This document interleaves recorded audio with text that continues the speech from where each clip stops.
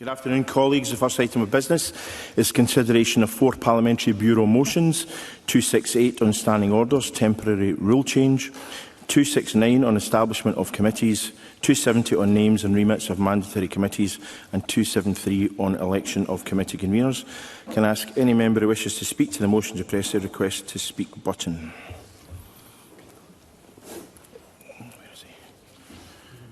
Craig Hoy.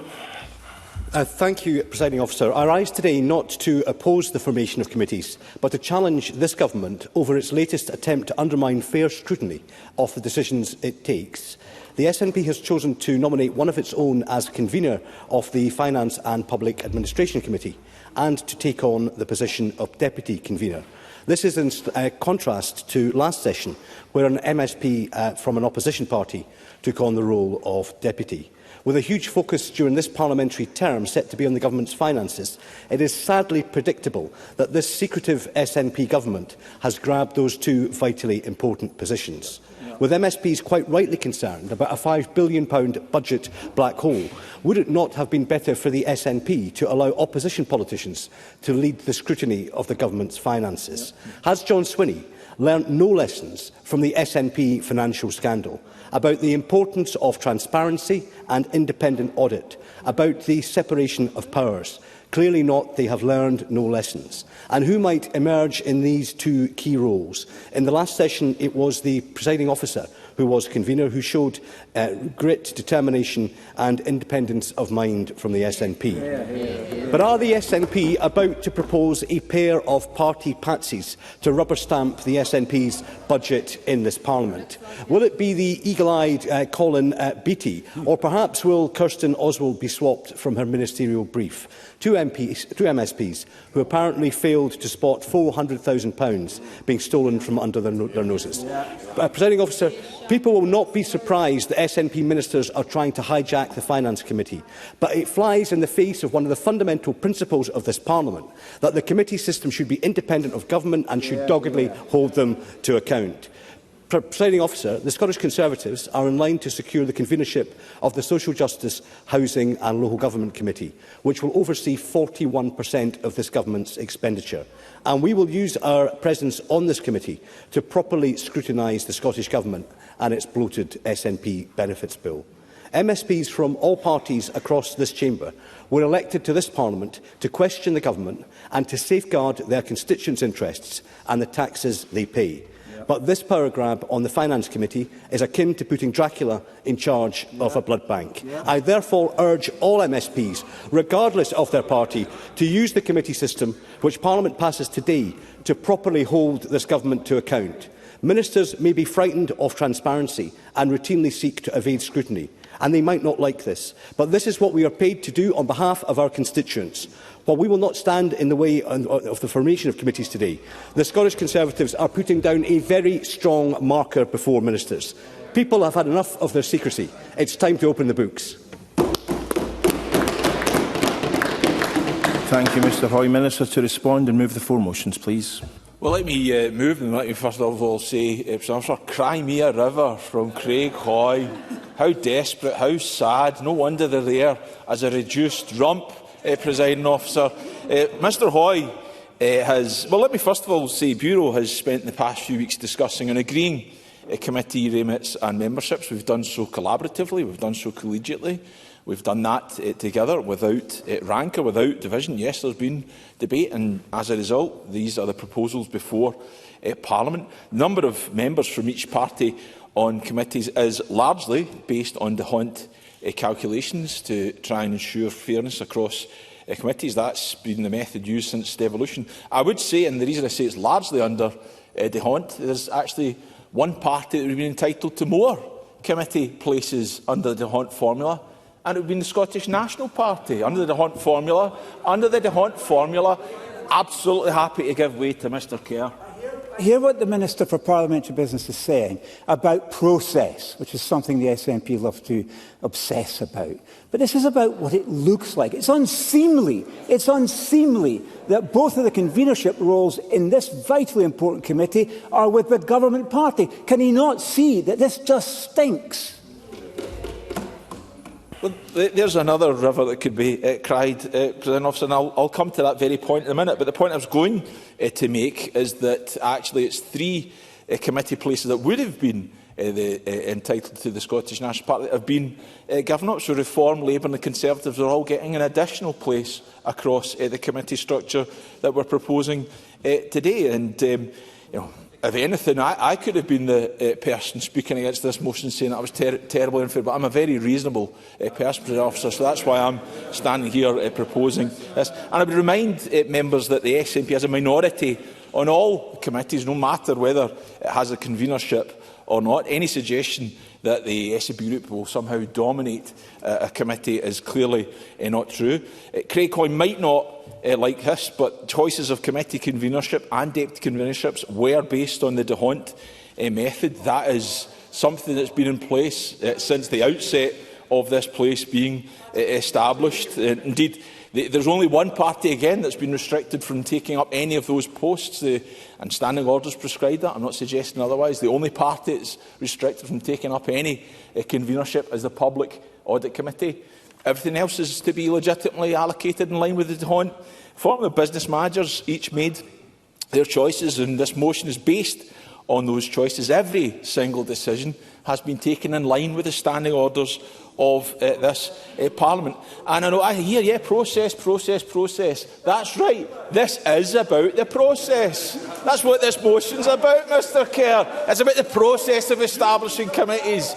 I think you should be paying attention, Mr Kerr. And Mr Hoy, you know, I know he's talking about what it was last session. No, he's only been here one session, so he's still quite new. He's still learning. There's still a lot to learn, as Mr Hoy, because the Finance Public appointments, the Finance Public Administration Committee, having the governing party convener is not new. Indeed, Labour held the convenerships in session 1 and 2, and also had the deputy convenership in session 1, and in session 4 the government party had both the convenership, a very good convener I thought at the time, presiding officer, and also had the deputy convenership. So I'm afraid to say you can cry about it all you want.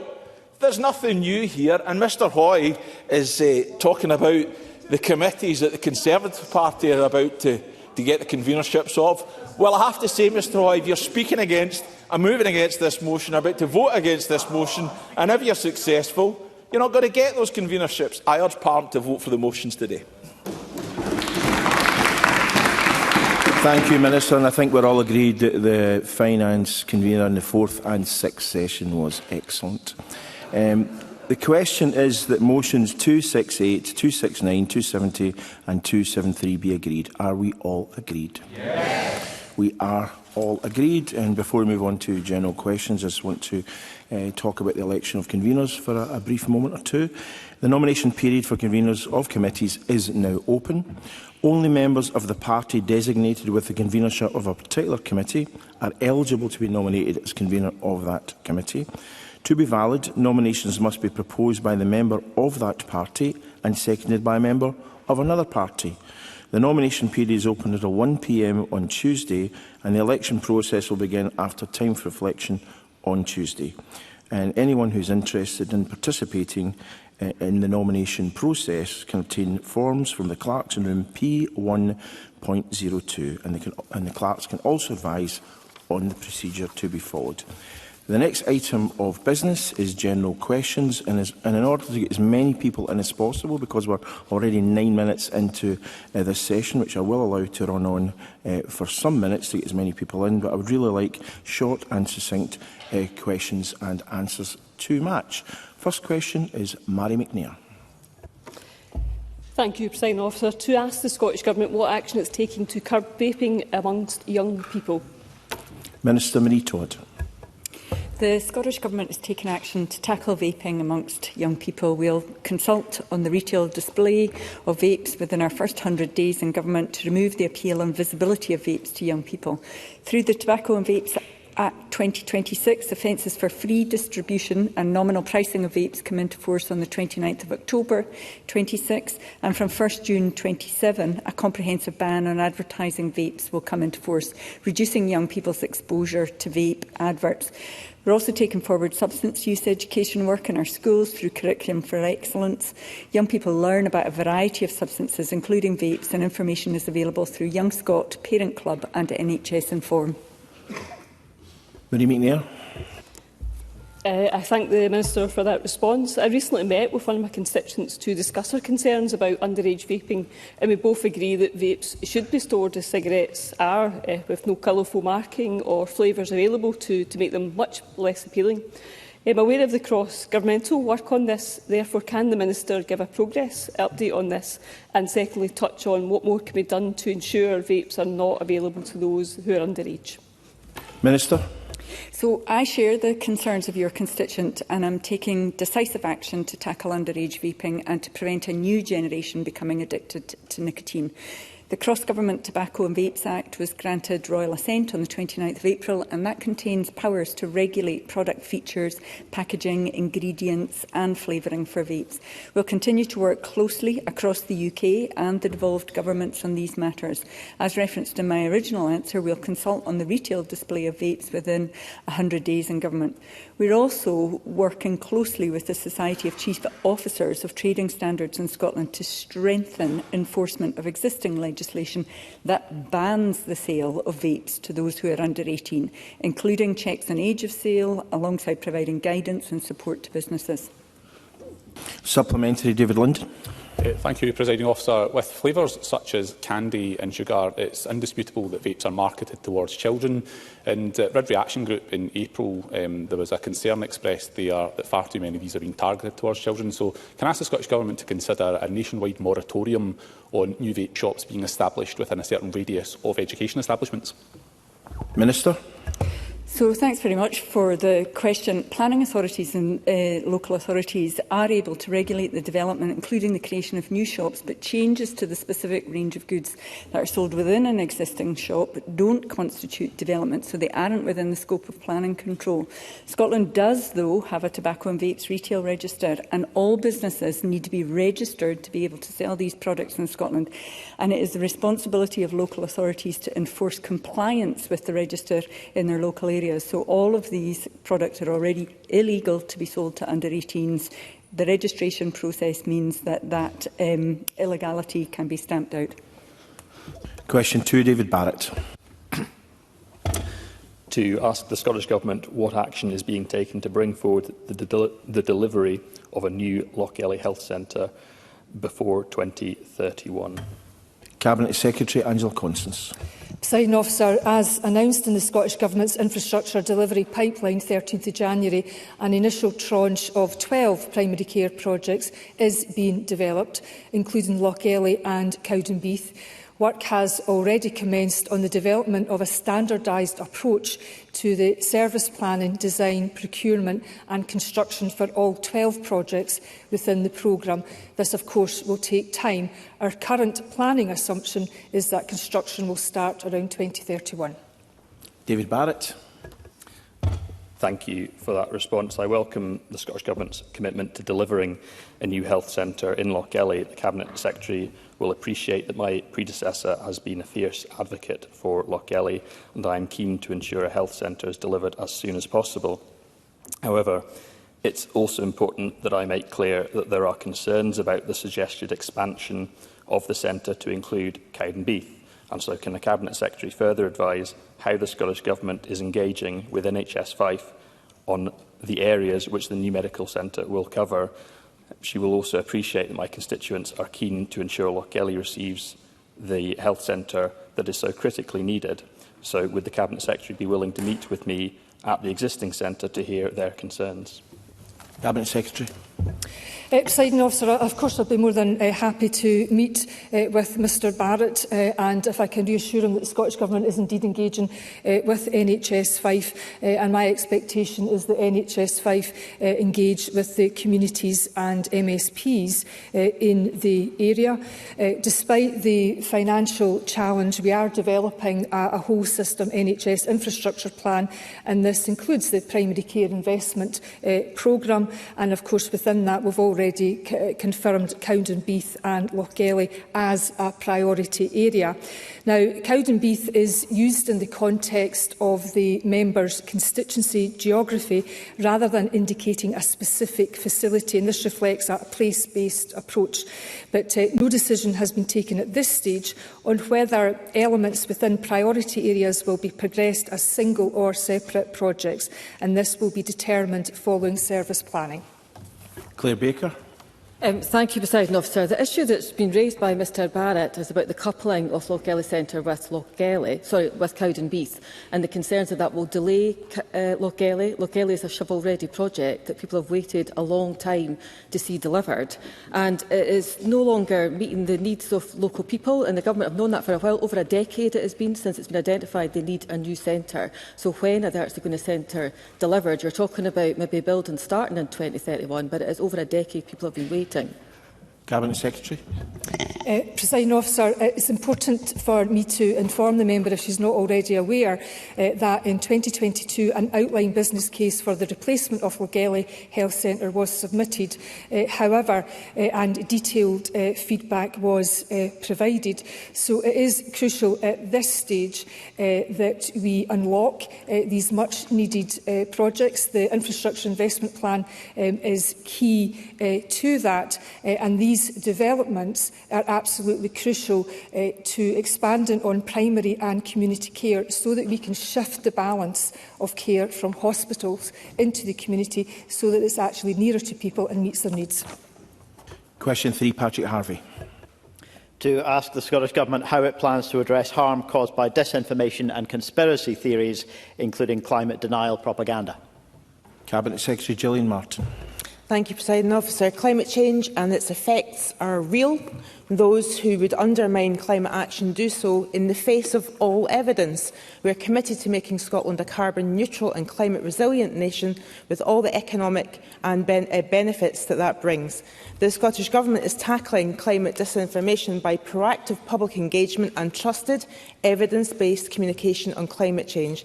This includes our national network of community climate action hubs and our Climate Engagement Fund, and with enabling access to reliable sources of information, supporting public understanding and collective climate action, we must and we will challenge climate deniers with the evidence.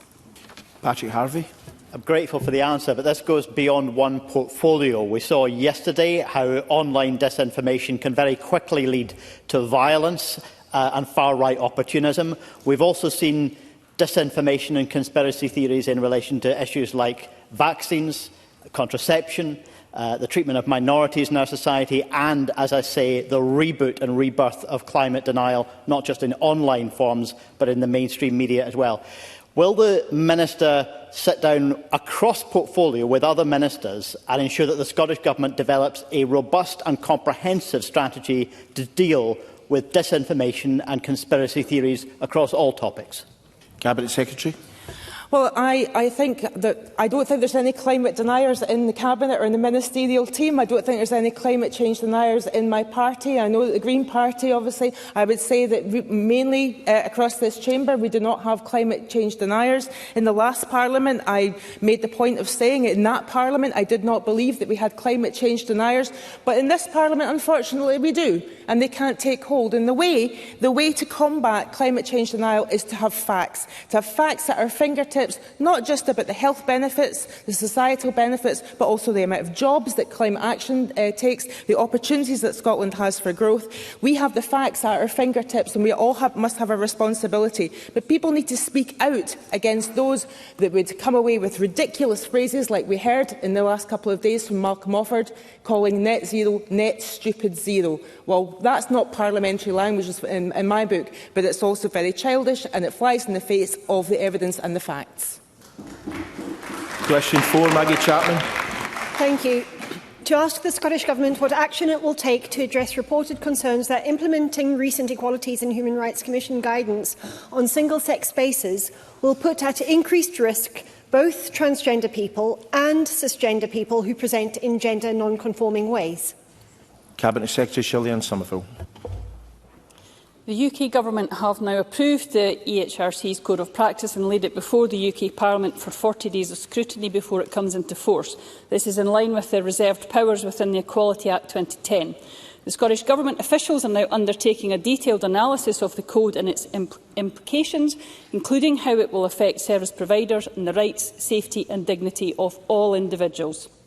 The Code does not change the provisions of the Equality Act 2010.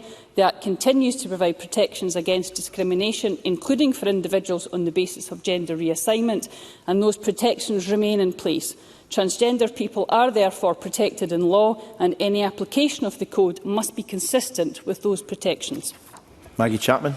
Organisations like the Equality Network and LGBT Youth Scotland have warned that implementing this guidance will inevitably require people to make assumptions about who is and who is not a woman based on appearance. This will set back equalities and human rights for everyone. Frontline staff may be expected to make judgments in everyday settings in our public services. Stakeholders argue the guidance is not only harmful but fundamentally unworkable. NHS boards, universities, councils, leisure providers have all expressed uncertainty. So what support is the Scottish Government providing to ensure public services are not drawn into costly disputes and inconsistent and discriminatory practices? Minister Secretary. Well, it is the EHRC that is the enforcer of the Equality Act, and it is for them to provide guidance, and in this case that has been provided to the UK Government and, as I said, is now before Parliament. I do recognise the point that Maggie Chapman has made about the very strongly held views on this guidance, and there is concern about the implications on services and individuals. The Scottish Government wrote to the UK Government in November 2025 raising points on, at that point, the draft code, and that did include the issue around social policing. So, as I said in my original answer, the Government is undertaking a detailed analysis. It is for other individuals and it is for other organisations to take their own legal advice. It is not for the Scottish Government to produce another code or guidance on this issue. But within our remit, and to ensure that we are complying with the law, we are undertaking that due diligence as members would expect. Megan Gallagher. Thank you, Presiding Officer. The Court of Session has just ruled against West Lothian Council in my region that providing multi-user unisex toilets in a primary school amounted to indirect sex discrimination against female pupils. So will the Scottish Government implement the EHRC guidance in full and without further delay, and ensure that they are working directly with councils so they are not falling foul of sex discrimination? Cabinet Secretary. Well, if Megan Gallagher will forgive me, I think she is confusing two different pieces of legislation. The original question from Maggie Chapman was about the Equality Act 2010 and the guidance that follows from that, and there is an issue around regulations for the provision of facilities from schools, which there is the Scottish Government will undertake consultation on and look to update that in due course. And we will, of course, analyse very carefully the findings of the court decision that Megan Gallagher has referred to, which is a separate case to the EHRC guidance. Question 5, Claire Hockey. Ask the Scottish Government how it will support Police Scotland and local authorities to tackle youth disorder over the summer months. Cabinet Secretary Neil Gray. Presiding Officer, the Scottish Government is committed to tackling all forms of antisocial behaviour and violence in our communities, and any disorder is not acceptable. While operational decisions are for the Chief Constable, the Scottish Government supports both Police Scotland and local authorities to take necessary action suitable for their own communities. I have noticed that in Ms Hockey's constituency, the community officers are being deployed to tackle youth disorder and target problem offenders. So we complement this work by investing in preventative approaches, including funding diversionary activities in every local authority area through Cashback for Communities, alongside targeted support for youth violence initiatives such as Medics Against Violence and No Knives, Better Lives. Claire Hockey. thank the Cabinet Secretary for his answer, and I too commend the local police authorities in my Rutherglen and Cambuslang constituency for the work that they're doing. However, as the summer school holidays roll around, many people in my constituency will be concerned about the potential for youth disorder to occur, in particular in association with alcohol and underage drinking.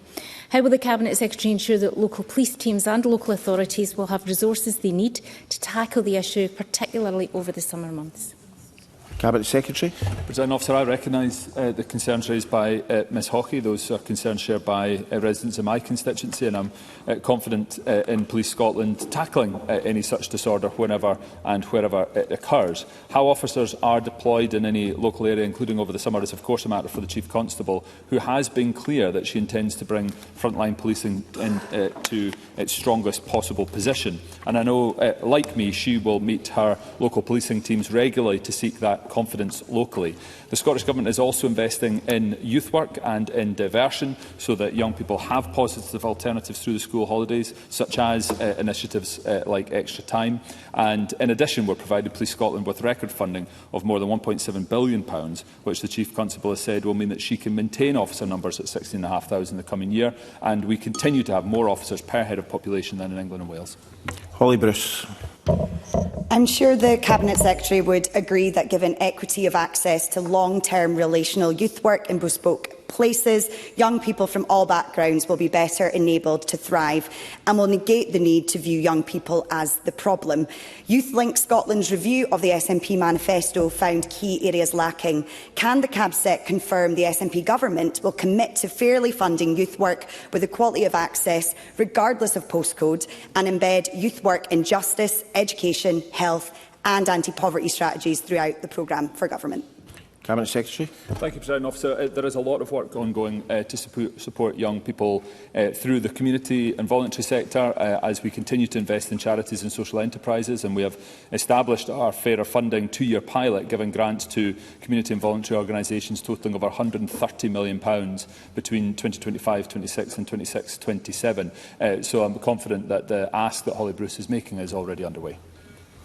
Before moving to question 6, I remind members that in live criminal cases, the sub judice rule is engaged, and I therefore ask members not to comment on sentencing where it is still to take place. Thank you, President Officer. To ask the Scottish Government what actions it will take to ensure clear and transparent sentencing. Secretary Neil Gray. Presiding Officer, sentencing decisions in individual cases are a matter for the sentencing judge. The sentencing of offenders is usually announced orally in court, and the judge will often give reasons for imposing a particular sentence at the time of sentencing and may also publish a sentencing statement in certain cases of particular public interest or which raise wider issues. The Scottish Sentencing Council, which is a statutory independent advisory body, aims to promote greater public understanding of sentencing and has published a range of online information to help the public understand different aspects of sentencing. Stephen Kerr. Fundamentally, we in this Parliament decide and determine the law. And the reality is that Scotland's sentencing system is deliberately dishonest. Offenders can be released after serving just 50 or 40 or 30% of the sentence imposed. So put simply, sentencing often does not mean what it says, and the public get that. So does the Cabinet Secretary agree that prisoners should by default serve the sentence handed down by the court in full, by default? Cabinet Secretary. Presiding Officer, Mr Kerr will know and understand, I am sure, that the custodial sentence imposed by the court is generally not the same as, say, the length of time a person will spend in custody. This does not mean the sentence has changed, but rather reflects that a sentence will last the length of time a court imposed, but it may be subject to enforcement both in custody and in the community. This is all long-standing as part of Scots law and how it operates and has operated under many different administrations with a lot of existing infrastructure, originally set in the mid-1990s by the then UK Government. Paul McLennan. Presiding Officer, as the efficient and fair function of Scotland's justice system is a priority for all in this chamber, does the Cabinet Secretary agree with me on the importance of our sentencing council and courts working independently to ensure this objective? Yes, that is a fundamental principle of the rule of law within our country. The independence of the criminal courts is a vital feature of how justice is delivered, and one of the ways that the independent counsel, an independent counsel can assist with the operation of courts is through the production of sentencing guidelines covering particular types of offence, such as rape or categories of offender, which make clear the factors the sentencing judge is required to consider in determining the appropriate sentence. So these guidelines must be agreed by the High Court before they come into effect, and once in effect, the Court must have regard to any relevant guidance when sentencing. Question 7, Alan Brown. To ask the Scottish Government what recent assessment is made of future journey times and cross-border services between Scotland and London once HS2 is operational, including how passenger service and demand will be affected. Cabinet Secretary Stephen Flynn. Presiding Officer, HS2 is one of the most delayed and over-budget projects ever. Unfortunately, that means that I can't provide Mr Brown with the journey time forecast he would like, but what I can do is say to him that I hope to return to the Chamber upon completion of the project in 2043 to advise him further. Alan Brown. I thank the Cabinet Secretary for that answer. As he says, it's going to be nearly 20 years before HS2 is actually operational, but incredibly they've actually already placed orders for trains. And the problem is with these trains, it means fewer seats in cross-border services, it means journey times in the West Coast mainline section will take longer, and therefore people are actually going to have to pay more for the privilege of a worse service. And even worse, if these trains come in before HS2 is live, the journey times will be even longer than present, harming Scotland's economy. So what can be done to make sure we are not an afterthought? Cabinet Secretary. Unfortunately, Presiding Officer, I think Scotland's always an afterthought to Westminster politicians, but I do indeed share Mr Brown's concerns, and I will raise them as quickly as I possibly can with the relevant UK Government Minister. Question 8, Laura Moody. To ask the Scottish Government what discussions it has had with Stagecoach regarding the reported ongoing punctuality and cancellation issues affecting the X74 service between Dumfries and Glasgow, including regarding what steps are being taken to ensure value for money when services fall below acceptable reliability standards. For her question, I can advise her that my officials are in regular contact with Stagecoach on a wide range of issues impacting the bus sector. But I must remind the Chamber that punctuality and reliability of individual services are a matter for the operator. The majority of bus services in Scotland operate in a deregulated market and must be registered with the Traffic Commissioner for Scotland. The Commissioner can determine if an operator is failing to run services in line with their registration and has the power to take action against any of them at that point. Laura Moody. Thank you, Cabinet Secretary. Passengers left stranded in the middle of the night by a recent incident by Stagecoach included vulnerable young people, and they were given no information or support by the operator. Given the significant public subsidy that Stagecoach receives, will the Scottish Government accelerate its work to support greater public control of bus services, including franchising, so reliability and passenger safety come before private profit? Cabinet Secretary. Thank you, Presiding Officer. I'm very disappointed to hear about the experience of those young people, and if Ms Moody would like to speak to me further in relation to that, I'd be more than happy to do so. With regards to franchising, this Government, obviously through the Transport Scotland Act 2019, has sought to empower local authorities in that regard, and we will invest £4 million in 2026-27 to support local authorities to build business cases in that regard. Craig Hoy. Thank you, Presiding Officer. The Transport Secretary will be aware that people in Moffat and Dumfries are very concerned about the parlous state of bus services, particularly the X74. But last summer, the entire bus network across Dumfriesshire nearly fell apart when Stagecoach headed for the exit, and this is a legacy problem. So will the Minister now agree to meet with me to discuss my constituents' real concerns about how we get fair funding for rural bus services? Cabinet Secretary. I'm of course happy to meet with the member, and I would certainly sympathise with the impact that it's had upon his constituents. Hopefully at the meeting we do have, he can then outline whether he supports franchising or not. Question 9, Michael Mara. To ask the Scottish Government what its position is on whether there should be parity of access to justice for all former patients affected by the actions of Sam El-Jamel, regardless of whether treatment was received through NHS Tayside or privately. Cabinet Secretary Angela Constance. Presiding Officer, the Scottish Government expects any legal cases raised by former patients of LGML to be considered fairly and on a case-by-case basis. All claims brought by former patients will ultimately be determined by the courts. The judicial process in Scotland is independent. Ministers do not have the power to instruct private companies or entities in relation to their approach to litigation. However, Scottish courts have discretion to disapply the time bar where it is equitable to do so. Michael Mara. I thank the Cabinet Secretary for her answer and for her understanding of this issue. Clearly, the time bar was set aside by NHS Tayside. It's allowing victims now to have the chance of justice. Will the Cabinet Secretary meet with me, victims and Willie Rennie MSP to discuss how we can get to the bottom of the legal culpability of the private patients in this and to make sure that we can make the case to them that they should do the same, set the time bar aside and allow these patients who have suffered over a period of decades to access justice? Cabinet Secretary. Presiding Officer, I do very much appreciate the member's advocacy for the former patients of LGML. He does, of course, raise a point of principle that I'm sure the Chamber will understand. On behalf of the Scottish Government, I can say that we were very encouraged by NHS Tayside's decision in February of this year to reset the time bar for these former patients. It is, of course, for the independent care providers to determine whether or not to plead the time bar, but it is, of course, important that Mr Mara has had the opportunities today to put his concerns and his appeal on behalf of his constituents on the parliamentary record.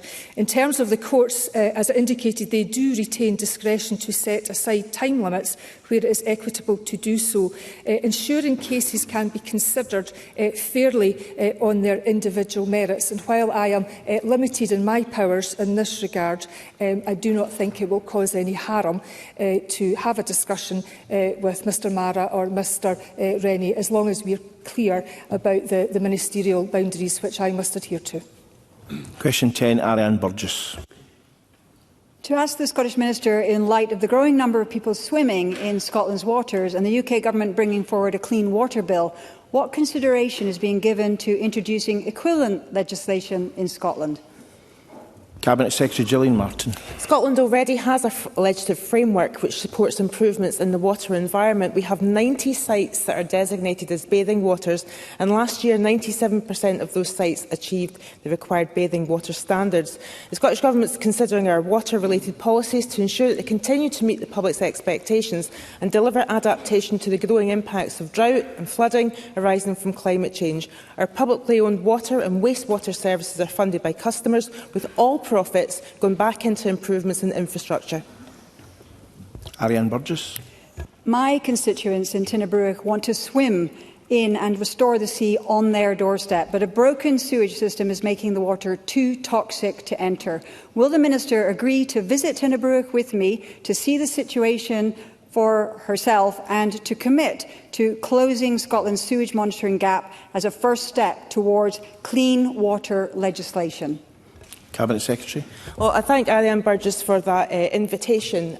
Like me, she probably takes to the open water ourselves, and obviously we need to make sure that before we go into the water that we check all the conditions through the SEPA website before we do so, because there are lots of ways in which the water can become unsafe, which aren't just related to anything to do with the wastewater system.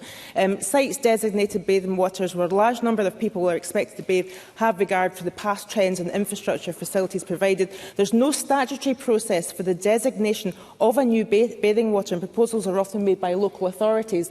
But in terms of our invitation to come to Tinnaburgh, I'll consult with my private office and see if we can fit that in over the summer. It would be my pleasure. Patricia Gibson. Thank you, Presiding Officer. The 2026 bathing season is indeed upon us. The Cabinet Secretary will be aware of SEPA's proposals to close its network of live electronic signage, and instead of posting daily water quality predictions or pollution event warnings directly at beaches, it will instead rely on the use of a QR code and posters linking to the SEPA website. Does the Cabinet Secretary share my concerns that this may well compromise accessible and clearly visible live public information at beach locations, which is a key statutory duty under the Bathing Water Scotland regulations? Cabinet Secretary. Well, indeed, I thank Patricia Gibson for bringing up this issue, because we did talk about this informally, and as a result I did reach out to SEPA about their plans for the signage. Throughout the bathing water season, SEPA provides information on bathing water quality, short-term pollution incidents, dedicated bathing water quality on their website. But in addition, 30 out of Scotland's 90 bathing waters, they've installed and maintained electronic signs, as Patricia Gibson mentioned, which display information in real time on water quality. One of these signs, they have told me, at Saltcoats has been removed due to concerns about proximity to a cycle path, and I'd be willing to meet with Patricia Gibson to give her more detail on that particular incident, as I know that it affects her constituents. Thank you. That concludes general questions, and apologies to those members I was unable to call. The next item of business is First Minister questions for party leaders, and the first question is from Malcolm Offord. Thank you, Presiding Officer. The internationally respected Institute of Chartered Accountants of Scotland has just stated that Scotland's income tax is overly complex and is making our economy less competitive. This mirrors reforms Scotland's policy position as set out in our recent manifesto. So will the First Minister now graciously accept that we have won the argument on tax? Will he now implement reforms Scotland's... Mr Flynn, I was asking the First Minister to be gracious. I don't expect that from you. And will he now implement? And will he now implement reform Scotland's plan to cut 6 income tax to 3 and further reduce each band by 1 pence below England? First Minister.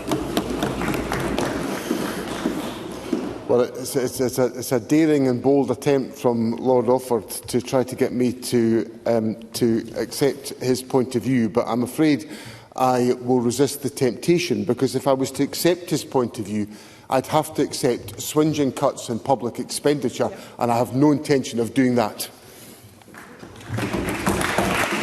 Malcolm Offord. So, Presiding Officer, it is indeed early days in this 7th Holyrood Parliament. But in all the preliminary debates so far, there's been one dominant theme, just referred to by the First Minister, which is the demand to spend more money. Does the First Minister accept that if he wants more money for public services, he'll actually raise more tax revenue if he cuts tax rates to allow the economy to grow? First Minister. I don't accept that model, because I think the reality that Malcolm Offord puts to me is that to do what he wants to do would have to involve very significant immediate reductions in public expenditure, and that would be enormously damaging to people who rely on our public services. Now, Mr Offord is correct, these are early days in this Parliament, and as he knows, my party's manifesto set out a willingness to do a number of things on tax. First of all, not to increase the rates or to increase the number of bands. We also said that we would give an absolute commitment that the majority of taxpayers in Scotland would pay less in taxation than in the rest of the United Kingdom. And of course, that is our sustained position which we deliver, and it's important that we deliver that point. But we also said that over the course of the Parliament we would look for opportunities to simplify the tax system.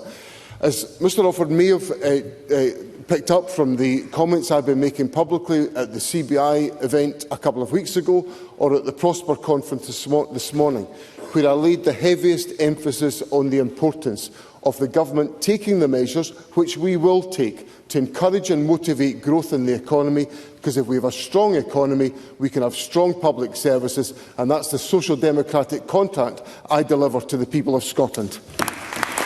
Malcolm Offord.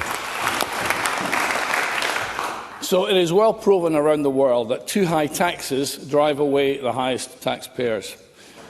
And we have a live example of this today. Nicola Sturgeon is a very wealthy Scot who has cut her tax burden by paying herself through dividends, thus avoiding PAYE and national insurance, and now moving to London to enjoy lower English taxes. So, does the First Minister agree that this point proves that Scotland's record high taxes are driving away our most talented Scots?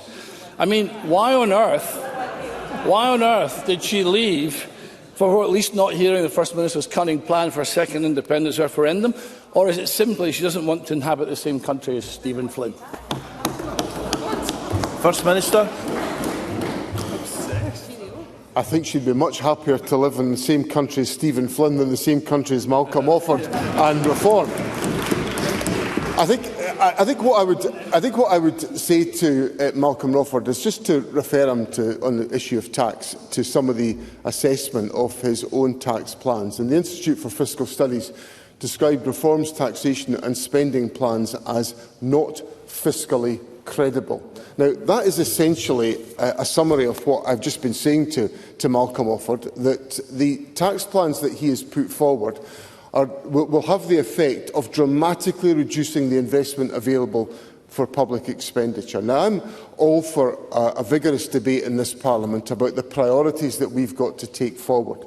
But I've listened to some of Mr Offord's colleagues over the course of the last few days and weeks, and I've heard a number of calls for there to be more expenditure undertaken. More money for local government was one of the things that I heard the other day. More money for the health service was what I heard. Well, we cannot have a realistic debate about priorities if Reform are saying on the one hand, cut taxes by £2 billion and spend more on health and local government. These two statements are completely and utterly incompatible, and that's why the IFS says that Reform's plans are simply fiscally incredible.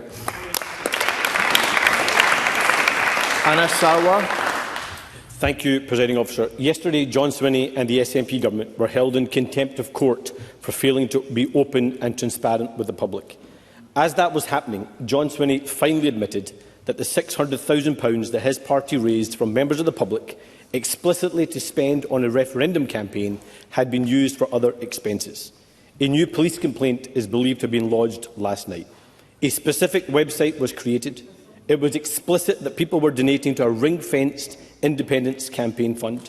The same promise was made in letters, social media posts and media interviews. To quote one example, SNP, all the money raised on ScotRef website is ring-fenced to fight a future independence referendum. That was clearly a lie. Will the First Minister now apologise to all those members of the public whose hard-earned cash his party took on false pretences, and will he, unlike Nicola Sturgeon, fully cooperate with any new police investigation? First Minister. Presiding Officer, what I said yesterday was nothing different to what the Scottish National Party said in 2021. So I think Mr Sarwar's got to do a wee bit of a check of his press cuts before he tries to put that into his comments. I don't think it will be a surprise to members of the public that the Scottish National Party and John Swinney believe in Scottish independence. We raise money to deliver Scottish independence, and we've got every intention of delivering Scottish independence. Anna Sarwar.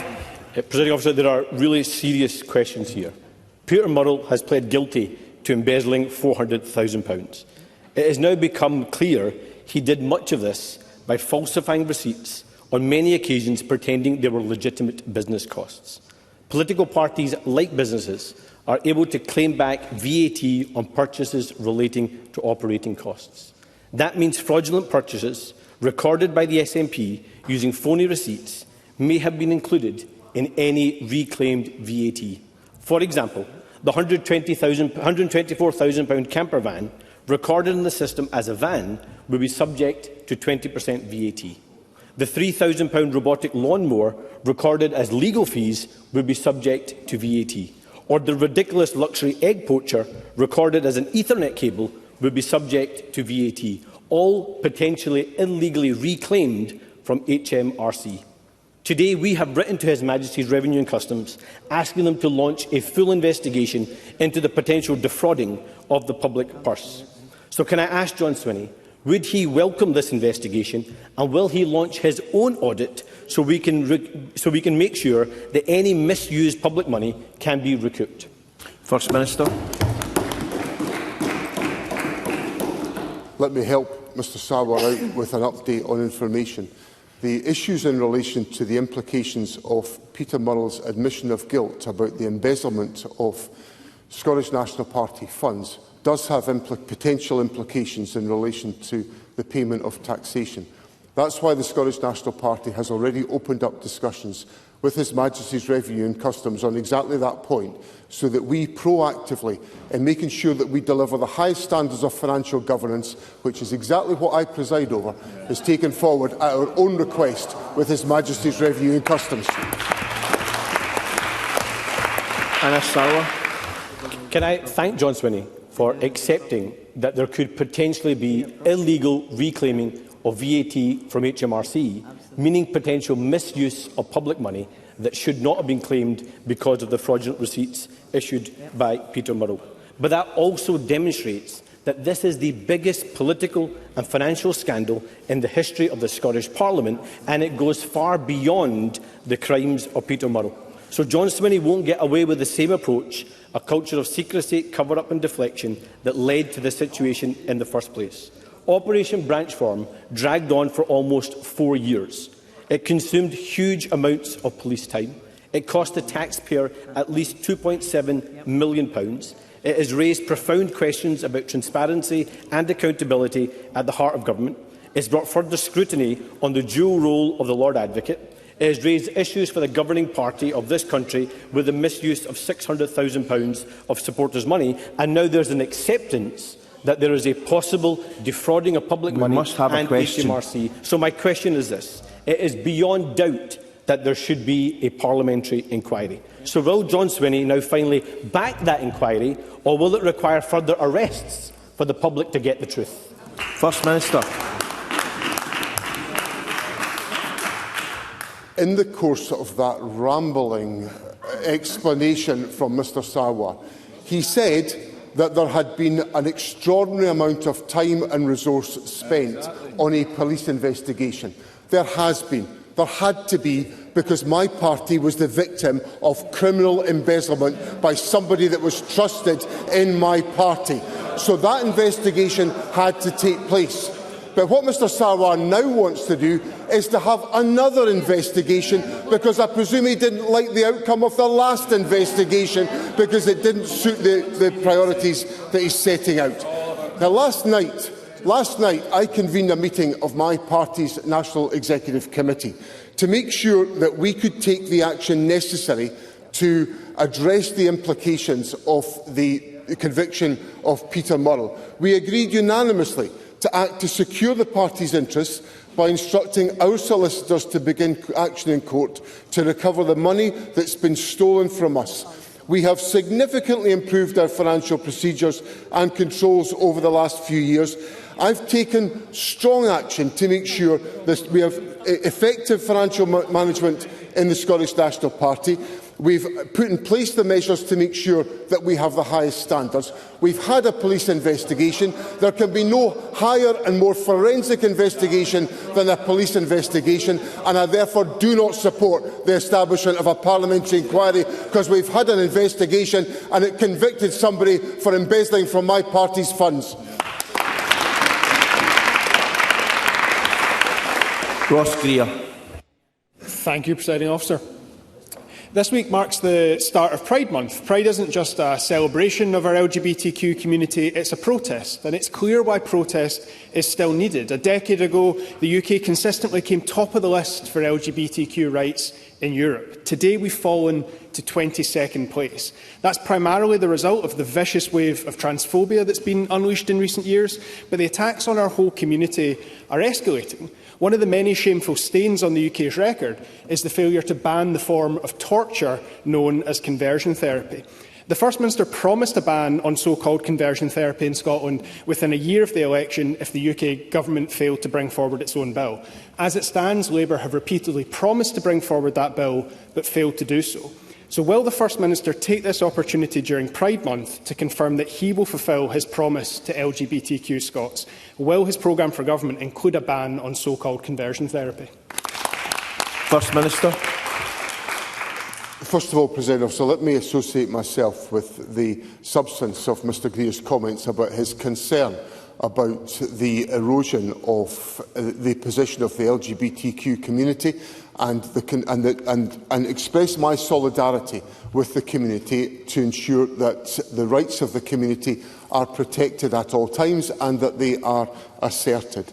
In relation to the question of a ban on conversion therapy, My party's manifesto said that we would embark, first of all, on dialogue with the United Kingdom Government to establish their intentions and to try to seek common purpose. Samita Kumar, the Minister for Equalities, has sought that dialogue with the United Kingdom Government, and of course we will update Parliament on the implications of that dialogue, which of course relates to the specific question that Mr Greer has put to me. Ross Greer. Thank you. I thank the First Minister for his solidarity. I, of course, want, and the Scottish Greens want, to see a UK-wide ban on this form of torture, but the UK Government has made this promise over and over, and it's still not introduced that bill. If they fail to do so again, I would expect to see this in the Scottish Government's programme in September. Turning to a different matter entirely, though, I was pleased during the election campaign to meet people across the Highlands and Islands who are now saving a fortune thanks to the £2 bus fare cap that the Scottish Greens secured through negotiations with the government. Someone commuting from Elgin to Inverness today is saving £17 a day on that journey. Expanding the £2 cap nationwide was in the Green and the SNP manifestos at the election. In our case, is a transitional step towards universal free bus travel. With the school holidays coming up and families looking for affordable days out with the cost of petrol skyrocketing, expanding that cap should be a top priority for the government. Does the First Minister agree with the Scottish Greens that more families should be able to enjoy £2 bus fares this summer? First Minister. I agree with that proposition, which is why it was in the SNP manifesto, and it's obviously been taken forward as part of the early actions of the government. Now, we're very pleased with the progress that's been made on the bus fare cap in the Highlands and Islands. It's providing real benefits for individuals in our community, and I want to see families in other parts of the country benefit. The government made clear, or my party made clear during the election campaign, that our priority was to roll this proposal out, which it will take us time to roll this out. I have to be candid with Parliament on that question. Our priority was to roll this out in the west of Scotland, in the Strathclyde transport area, and that will be our priority to take forward the practical steps that are necessary to implement our manifesto commitment. Ross Greer.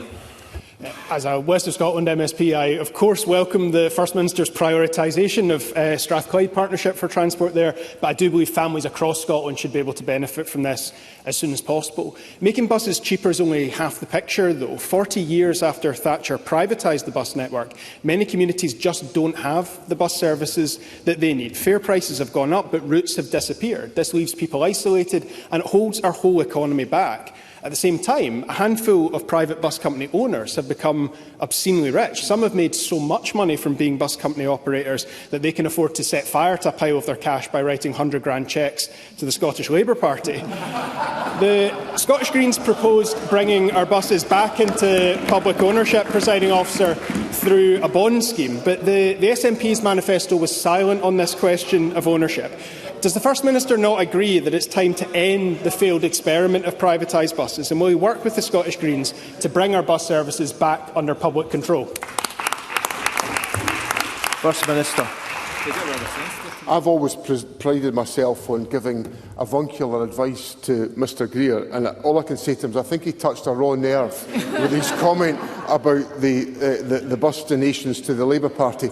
And when he made his point, about the free travel in the west of Scotland, I keep on thinking that he's eligible for the under-22s bus pass into the bargain.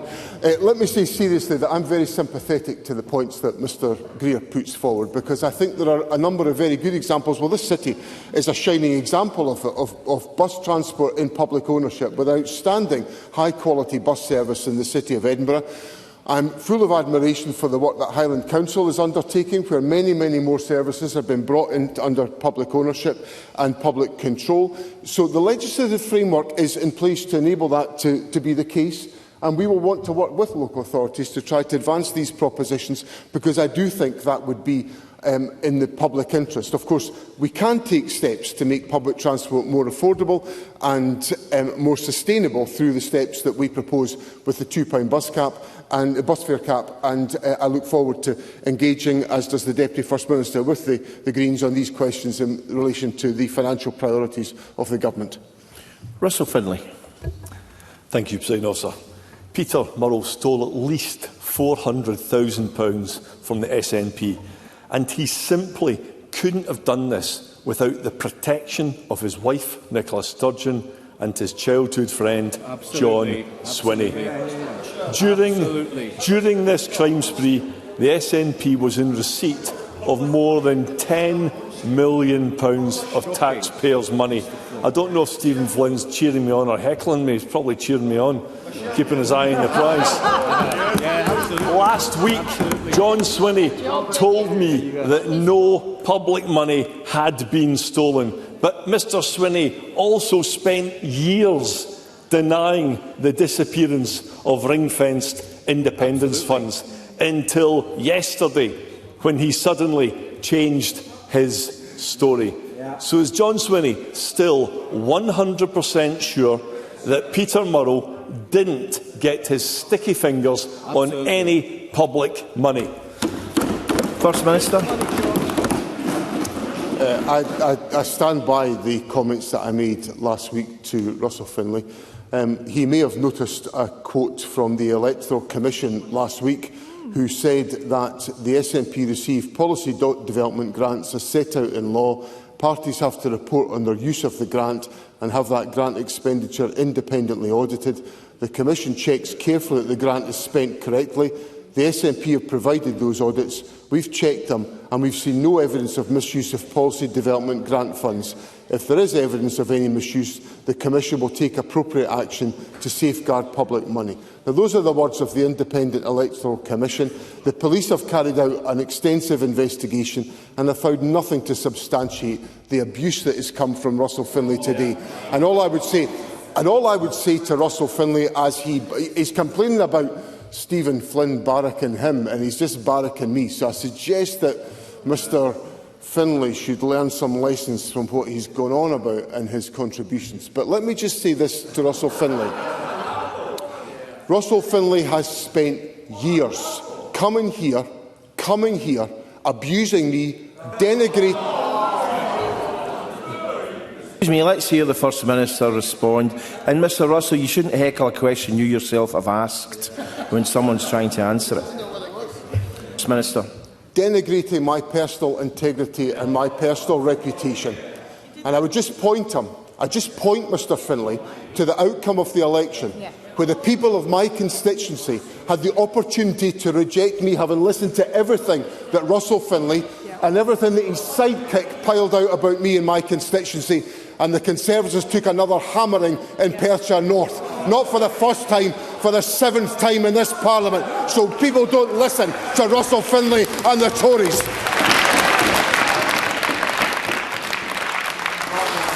Russell Finlay. Dearie me, what a performance of crocodile tears. That was so sad. The SNP treat taxpayers with the same contempt that they treat their own members.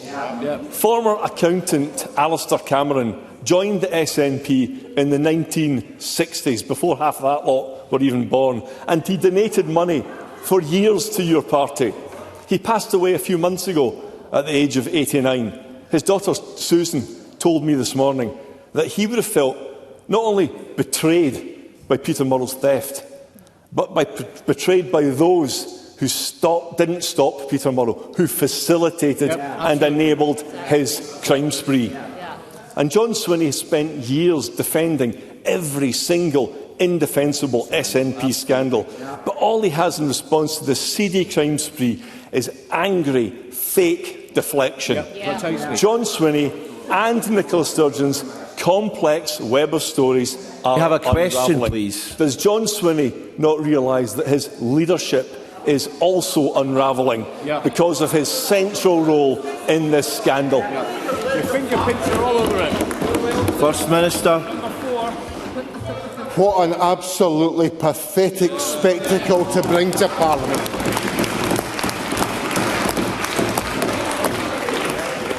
My leadership was on the line on the general election on the 7th of May. It was paraded by every one of my political rivals, Mr Sawar, Mr Finlay, week after week, questioning my integrity, so it was on the line. And the people of Scotland sent me in here to lead this country, to lead this government. I lead it with privilege and with pride, and I'll always serve the people of Scotland. And Mr Sawar and Mr Finlay will always remain on the back benches, sent out there with a ringing message from the people of Scotland. They're not listening to either of them.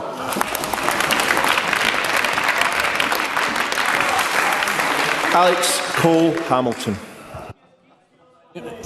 Thank you, Presiding Officer. I think perhaps, Presiding Officer, the most regrettable aspect of this whole sorry saga around the SNP finances is the erosion of public trust and faith in politics it creates.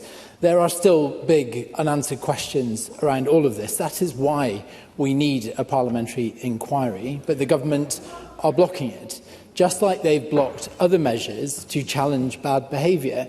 For 10 years, Westminster has given people the right to sack criminal or corrupt MPs. It removed the likes of Margaret Ferrier when she endangered lives during COVID. We could have had that here in Holyrood, but the SNP blocked it just 3 months ago. Why doesn't John Swinney think that people should be able to have the right to sack their MSPs when there is proven misconduct? First Minister. That's not my position, because just last week, I think, I answered, or maybe it was earlier on this week, I answered a question from Mr Simpson in the course of the last week, in which he asked, would the government bring forward proposals, or would the government cooperate on the formulation of proposals in relation to recall legislation? And I gave Mr Simpson a positive answer. It's an issue that I think that the government is prepared to contribute to this process. I've a debate in my mind about whether it's appropriate for the government to bring forward proposals that affects the status of elected members of Parliament. I'd much rather those proposals come from within Parliament. But if it would be helpful, I would certainly bring forward proposals to enact a workable recall mechanism, because I think it is important that the people have the opportunity to recall members of Parliament who behave inappropriately. So I hope that helps to contribute to Mr Cole-Hamilton's evaluation of how we make progress on these questions, because I want to make sure the highest standards are applied at all times, which is what I do. Alex Cole-Hamilton. Thank you, Presiding Officer. Presiding Officer, I heard these same warm noises from John Swinney in the last Parliament, when there was a live bill in front of this chamber which would have given effect to these proposals. He had the votes to deliver it across the line, yet he instructed them to vote against it. Recall provides a solution for when things go wrong, but we can do more to ensure that the right people are in politics to begin with. As a former youth worker, I've twice tried to change the law so that elected representatives are subject to the basic safeguarding checks around working with children and vulnerable adults. But again, the SNP government has blocked progress on this. It is time to remove bad actors from public life. I can't believe the First Minister ever wants to go through any of this again. So will he stop standing in the way of efforts to clean up our politics? First Minister. Can I respectfully say to Mr Cole-Hamilton that it would help if, once I've given an answer to his question, he could perhaps change the script of what he then was going on to say, because he just ignored everything I said about recall and could have engaged in some substantive discussion about how we might take forward recall legislation. Because the issue about the recall legislation in the last Parliament was it was unworkable. And the government can't allow unworkable legislation to go forward. So I'm very happy to engage on this question, but I would respectfully encourage Mr Cole-Hamilton to do likewise. Now, on the issue of PVG checks, I'm very happy to consider it. I don't want bad actors to be operating anywhere in relation to our public services, and I extend that into members of Parliament. So if he wants to advance on this question, he should take a leaf out of the book of Mr Rennie, his next-door neighbour, who suggested the other day that there was opportunities for us to make progress on shared objectives. I encourage Mr Rennie to counsel his colleague next door to him. Give him some more of the constructive advice that Mr Rennie is always sharing with me. I make it clear I'm not on a mission to destroy Mr Rennie's career. I'm only here to support him and to encourage good outcomes for the people of Scotland. Thank you. That concludes First Minister's questions for party leaders. We'll just have a 1-minute break in order to prepare for the next debate.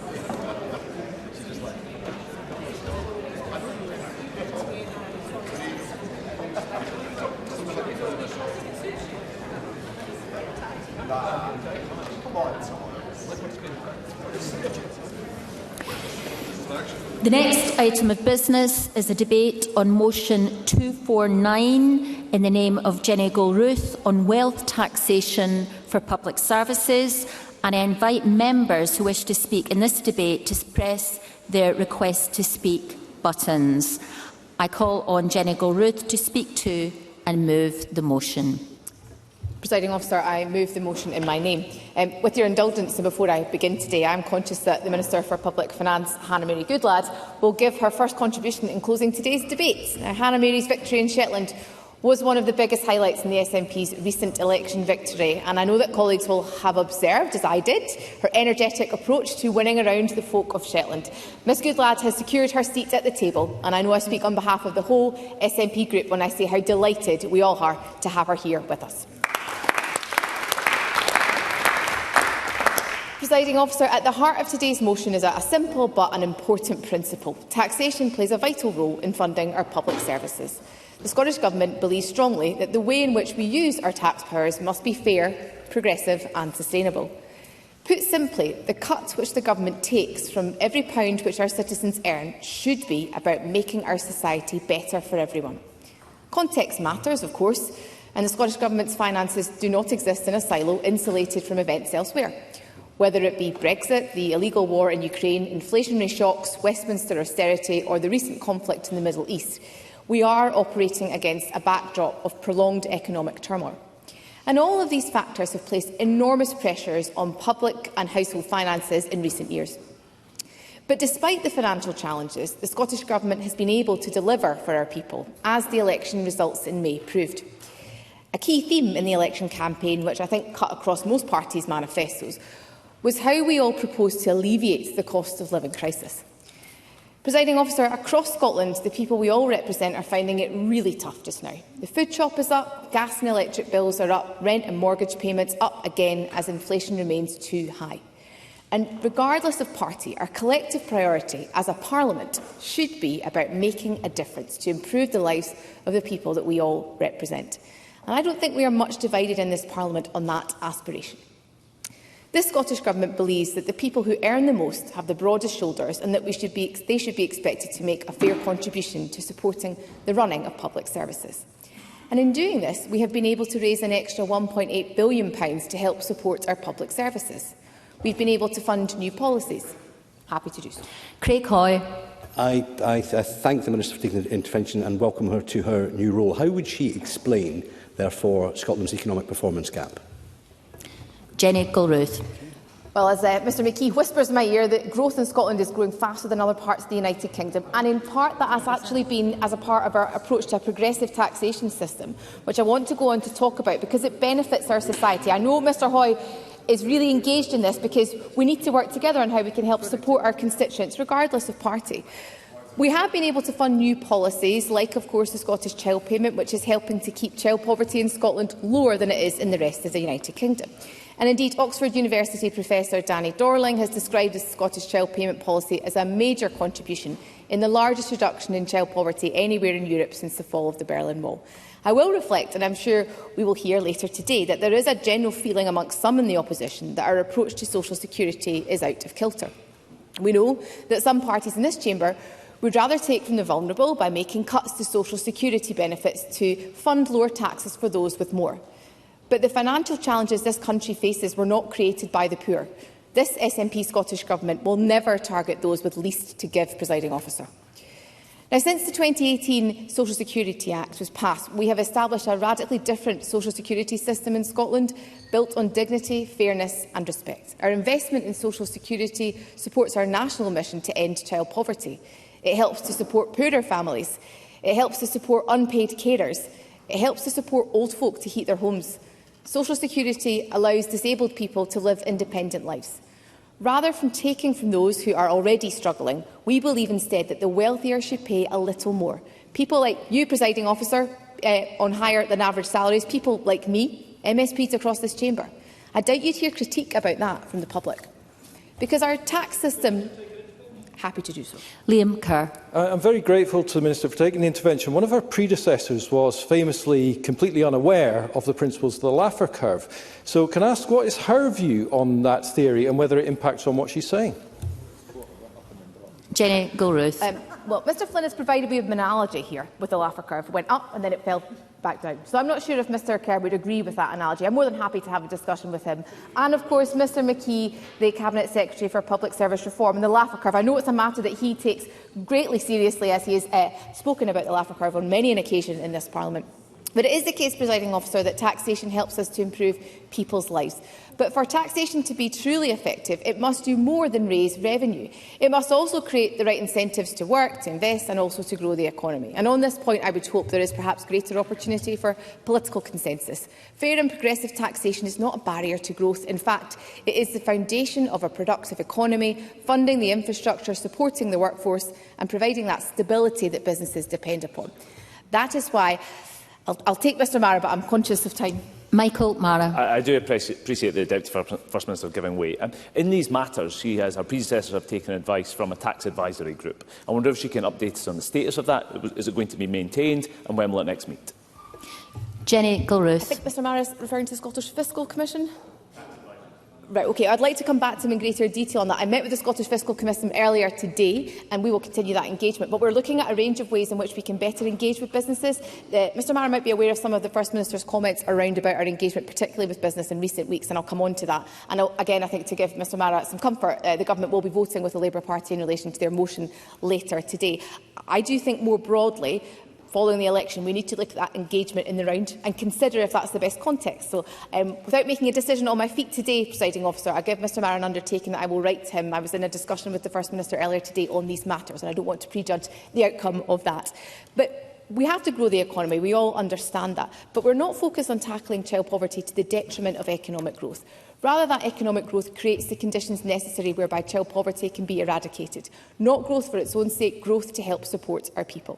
We are rightly focused as a government on creating the conditions for that growth, supporting good jobs, attracting investment and maintaining high-quality public services. And as I said to Mr Mara, that's exactly why the government today will be supportive of the Labour Party's motion. Ultimately, economic growth underpins all that we do in relation to fiscal sustainability. By boosting employment and investment, we expand our tax base, and that in turn helps to fund the public services that our people rely upon. And alongside growing the economy, we know that reform is essential. That's exactly why the First Minister has appointed Ivan McKee to lead this work at Cabinet level. Yesterday, the First Minister and I met with all senior civil servants in the Scottish Government to talk more to that mission. And next week, we will meet alongside Mr McKee with our public bodies and their leaders on exactly the same subject matter. The public finances are challenging, and I do not shy away from that reality. But there are opportunities here for more efficient ways of working. And there is cross-party support to reduce the number of public bodies in Scotland, which I'm sure colleagues will engage with Mr McKee directly on. Presiding Officer, colleagues who served in the previous Parliament will recall that we reinforced our commitment to ensuring the public finances are on a sustainable footing through the medium-term financial strategy, which published last June. Thanks to the decisions taken by this Government, more than half of Scottish taxpayers, as we heard during First Minister's questions, are now expected to pay less income tax in 26/7 than if they lived in England. We will keep it that way over the course of this Parliament. And unlike in other parts of the UK, our people will continue to benefit from free tuition, free prescriptions and no peak rail fares. That progressive approach to residential land and buildings transaction rates also ensures that those buying the most expensive properties pay proportionately more tax. And on council tax, we're continuing to work with local government to build cross-party agreement on the future of council tax in Scotland. This government exists in a parliament of minorities, so I recognise we need cross-party support to allow reform to be delivered on council tax. But I also recognise that council tax is a regressive form of taxation.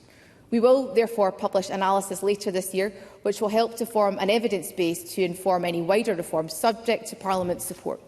We've also given councils much greater flexibility to increase the charges for second and long-term empty homes, ensuring that where housing is owned as a form of wealth rather than lived-in homes, it can be charged more.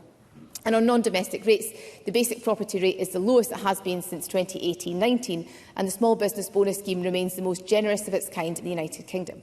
But it is the case that we are now reaching the limit of what we can do within our devolved taxation levers. Of course, the UK Government have the powers to tax wealth far differently, but instead they have chosen to take short-sighted decisions like the increase to employers' national insurance contributions, which has damaged the economy and created additional pressures on public services. If the UK Government, though, are not willing to instil that fair and progressive change in that area, then they should give the Scottish Government the powers to do more. In the meantime, we're determined to do all we can with the limited powers that we have, and this includes aiming for a better balance between taxation of labour, income and wealth. Now, we know that Scottish income tax provides about 80% of devolved tax revenues, and our policy choices since devolution have resulted in the most progressive income tax system in the UK. But we want a tax system which is even more resilient and gives us a broader set of tools to respond to economic shocks and future fiscal challenges. We are already taking action where we can. We are delivering on our commitment to introduce air departure tax in April 27, and through this framework we'll introduce a private jet tax from April 28.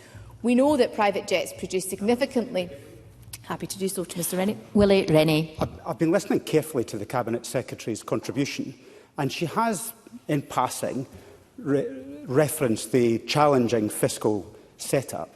But most of what she says sounds like she's going to increase taxes to close that gap. Is that what she's implying?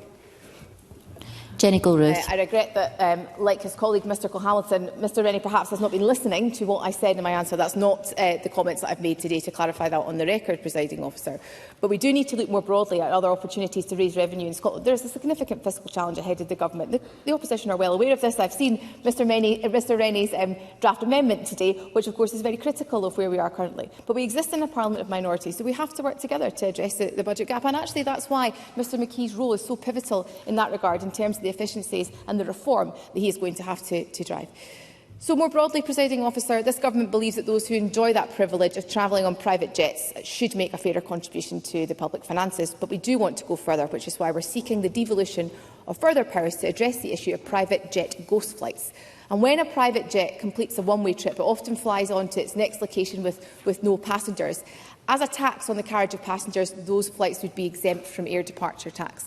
Yet those flights still produce emissions and support the activity of the super wealthy, with estimates suggesting up to 41% of private jet flights take off without passengers. It's only right that we explore every possible opportunity to bring this activity into the scope of our progressive taxation system, and we call on the UK Government to devolve those powers to allow us to do so. Presiding Officer, we're also improving fairness at the top end of the council tax system, which is allowing us to raise additional funding to support our public services. Currently, some high-value properties face council tax bills which are not materially different from far more modest homes. So from April 28, we will introduce new council tax bans for properties worth over £1 million. In our tax strategy, we have committed to exploring reforms needed to continue to deliver more sustainable and growing tax revenues in the future. That includes, of course, considering this balance of taxes across labour, income and wealth that I alluded to previously. But to shape those next steps, we're opening up a broad, evidence-based conversation on how Scotland can tax wealth more effectively, bringing together experts and stakeholders from across the country. This work is going to look at new approaches to wealth taxation, but also the opportunities and challenges for a fairer and a more sustainable tax system. And I do today extend an invitation to the opposition to work with the Government on these matters, to be part of that broader discussion, so that we can find consensus as a Parliament on these matters. We know that meaningful reform of wealth taxation in Scotland would need significant cooperation from the UK Government on a fundamental change in relation to where those powers sit. Indeed, I think, as the Scottish Green Party acknowledge in their own manifesto, the prospect of a Scottish wealth tax would only be feasible with independence, or at least the agreement of the UK Government to devolve further those powers. But this Government would far rather, of course, those tax powers were devolved back to Scotland, because an independent Scotland would give us the power to redesign the taxation of our taxation of wealth and other far outdated taxes to work more effectively for the people and the businesses of Scotland. Presiding Officer, the pressures on our public finances are real, and the constraints on what we can currently achieve are significant. I ask parties to engage constructively and openly with the Government about what further steps we can take to consider the right balance of taxation for Scotland. This Government is committed to ambitious reform to reduce costs while increasing the effectiveness of our public services and achieving better outcomes for our citizens. What I'm asking Parliament to do today is to empower us to continue to implement a progressive taxation system, one which asks the wealthiest to pay their fair share while helping the poorest to make ends meet, one which supports our businesses to drive the economic growth that is needed, and one which allows us to deliver better public services for our people while supporting those most in need. Presiding Officer.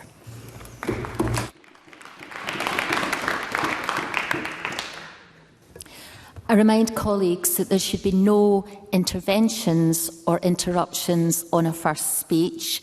And I now call on Kim Shamulian to speak to and move Amendment 249.2 in her first speech.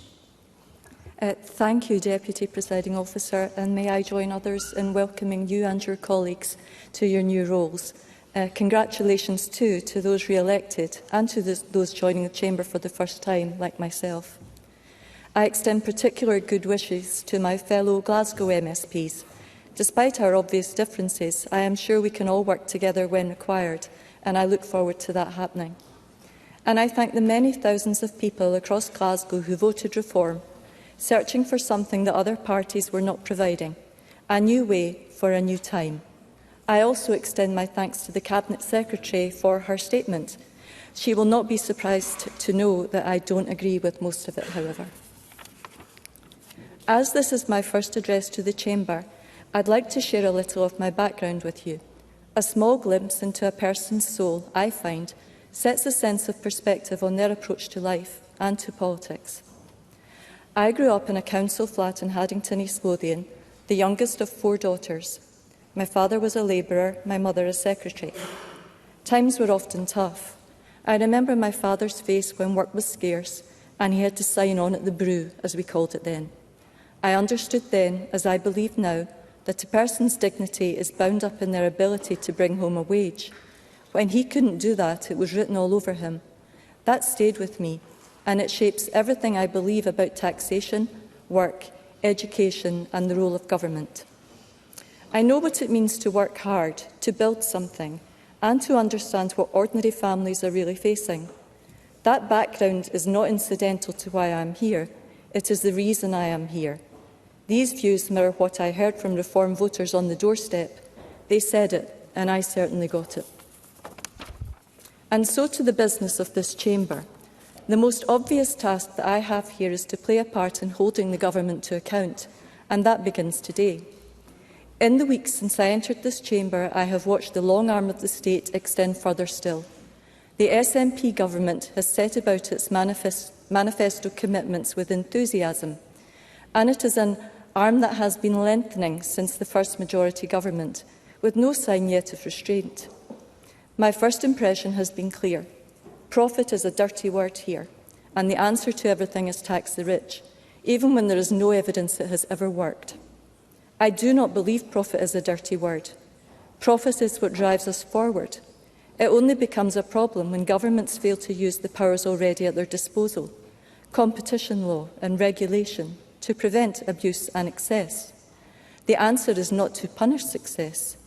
The answer is to govern well. ICAS confirmed just this week what Reform has argued throughout. Scotland's 6 income tax bans act as a disincentive to work. A small country with a small population, we have constructed one of the most complex devolved taxation systems anywhere. Reform believes in a simpler structure, lower taxes, a freer marketplace with less regulation, and our economic growth driven by the spirit and enterprise of our people. That is how we fund public services, sustainably and without punishing aspiration. We do not believe the answer is always to spend more money, particularly when there is no hard evidence it's making anything better. And there is a reality this Chamber must face, honestly. Scotland has a structural deficit. Everyone here knows it. The public deserves honesty about the need to bring spending under control, not more commitments we cannot afford, and not more taxation that drives away the very people and businesses we desperately need here. Which brings me directly to today's motion. Yet more tax Scotland doesn't need. Let us be clear about the constitutional reality. The Scottish Government's powers on taxation are limited, and those powers have already been pushed to their limits. Scots already pay significantly more income tax than those south of the border, at almost every earnings level. Higher council tax bans for properties over £1 million are in the pipeline. The devolved tax levers have all been pulled, and still it seems it's not enough. Wealth taxes do not work. The evidence across every jurisdiction that has tried them is consistent. They distort behaviour, reduce investment, and raise considerably less than projected. Why is that? Because capital is mobile. People with the means make choices. They move, they restructure, they invest elsewhere. You do not build a thriving economy by making it the most expensive place to succeed. But I want to go further than the economics, because there is something deeply personal at stake here. We are talking about the homes that families across Scotland have worked and saved for over decades. The nest egg set aside for children, so they might not have to struggle as hard as their parents did. The asset that might one day help meet the cost of care in retirement, something that's already a source of enormous anxiety for so many families. We can see in England, where a similar property threshold was set at £2 million by another well-intentioned left-wing administration, that the policy is backfiring. The housing market is feeling the effects, and the cruelest consequence will come when elderly people are forced to release equity from their homes, not only to fund help with care, but to meet this unfair and poorly designed tax. People who did everything right, who worked hard, saved hard and planned for the future, let down at the last hurdle. Cabinet Secretary, this is not a progressive tax, it is a betrayal. Deputy Presiding Officer, the Government's motion is well-intentioned but mistaken. Scotland does not need more taxation. Scotland needs growth. It needs enterprise. It needs honesty about our finances and the courage to make different choices. I am proud to oppose this motion, and I move the amendment in my name.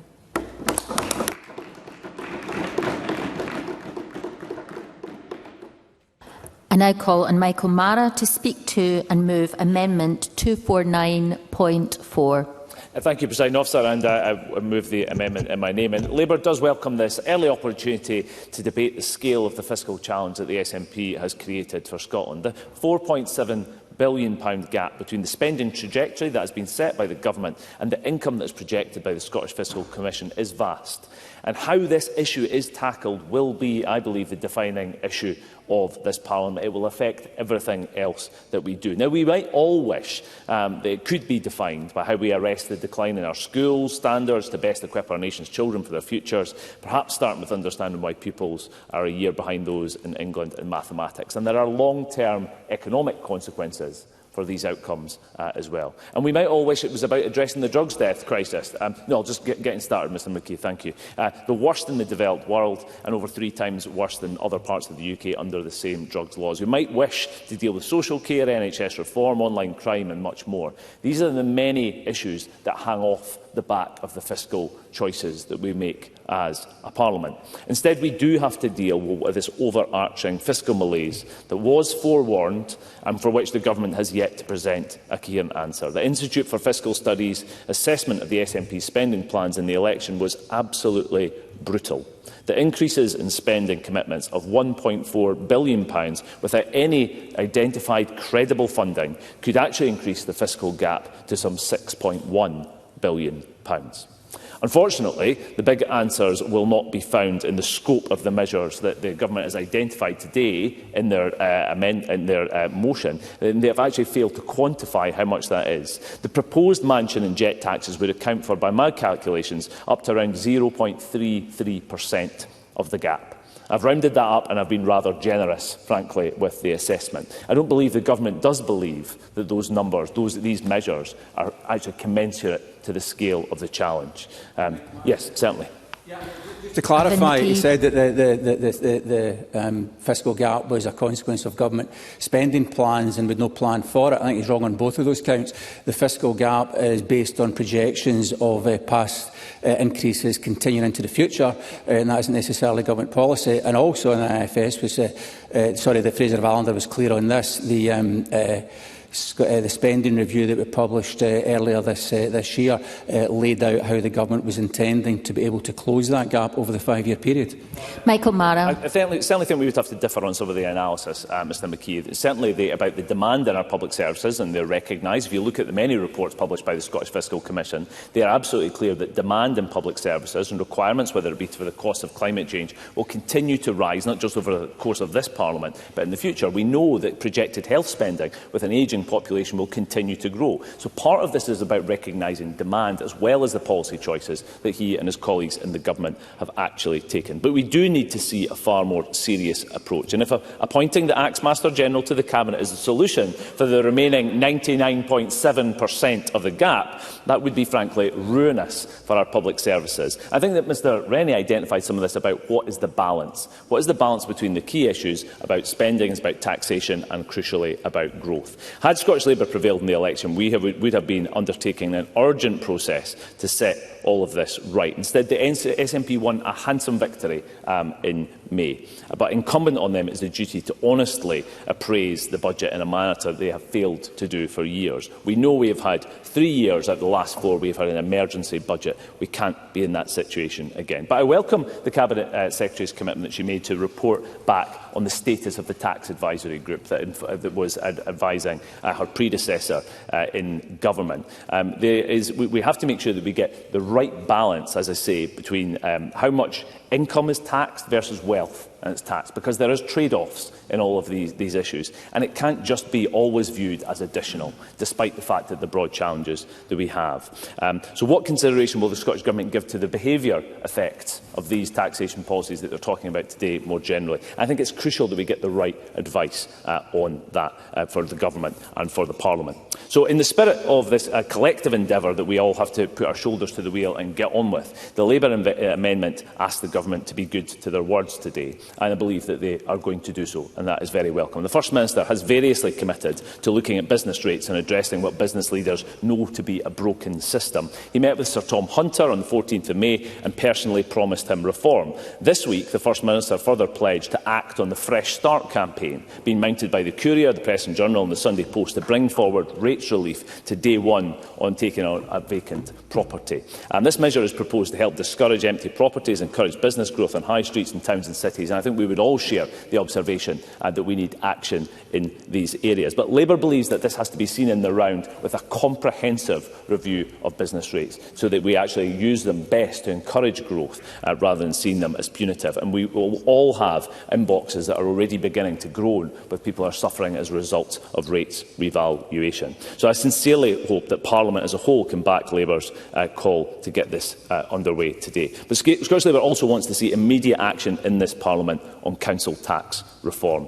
If this is ever to be done, then surely it has to happen now at the start of this parliamentary term, given the political constraints that always seem to present themselves. Even in my 5 years in Parliament, elected in 2021, I have become so tired of the obfuscation and excuses, the reports that have been commissioned and shelved, the dancing on the head of pins in the language of consensus, when what is required is good leadership and a solid majority in Parliament. The Government have to step up, and if they do, we will be partners in trying to get a solution. The SNP's 20-year failure to reform council tax is a big part of why our local communities are a shadow of them for themselves, why our streets are so dirty, why young teachers are flying off to Australia looking for work in the want of a permanent contract, why councils are racked with conflict between workers that are being asked to deliver the impossible and managers who are being asked to pretend that the impossible has been achieved. So let's start this session with that openness to getting a solution. And I think it's absolutely on that basis we bring our amendments today, and I hope that the whole of Parliament can vote for it. I call on Patrick Harvie to speak to and move Amendment 249.1. Thank you very much, Presiding Officer. And it's my first chance on the record to congratulate the new Deputy First Minister on her appointment, and I'm pleased that she's chosen to bring a debate on this topic so early in the session.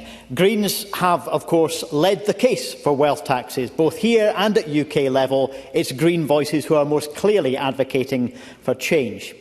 And we do that because we know that the richest 2% have more wealth than half the population combined, and we believe that is simply indefensible. But it's not just the Greens.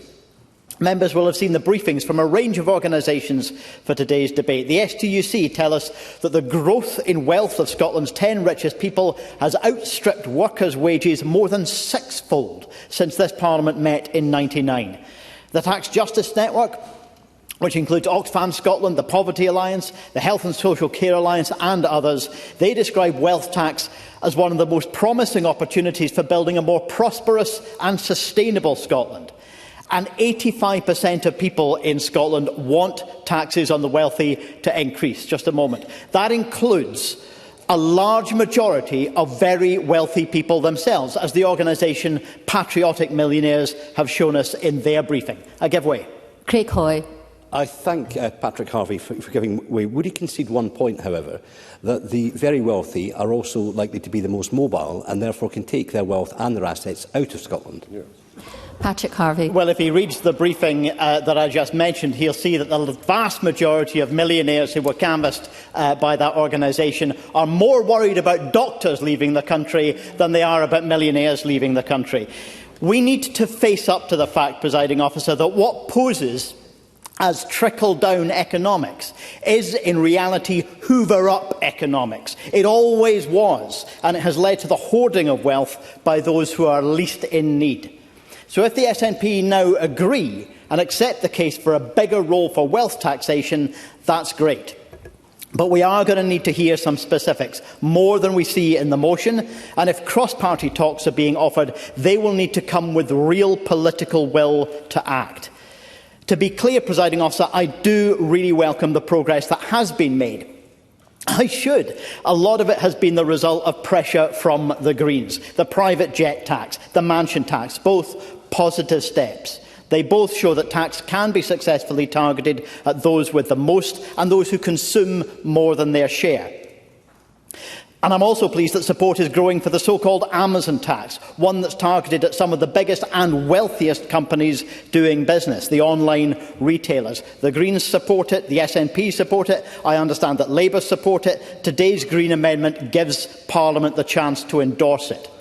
But let's be clear, however welcome these steps are, on their own they have been modest measures.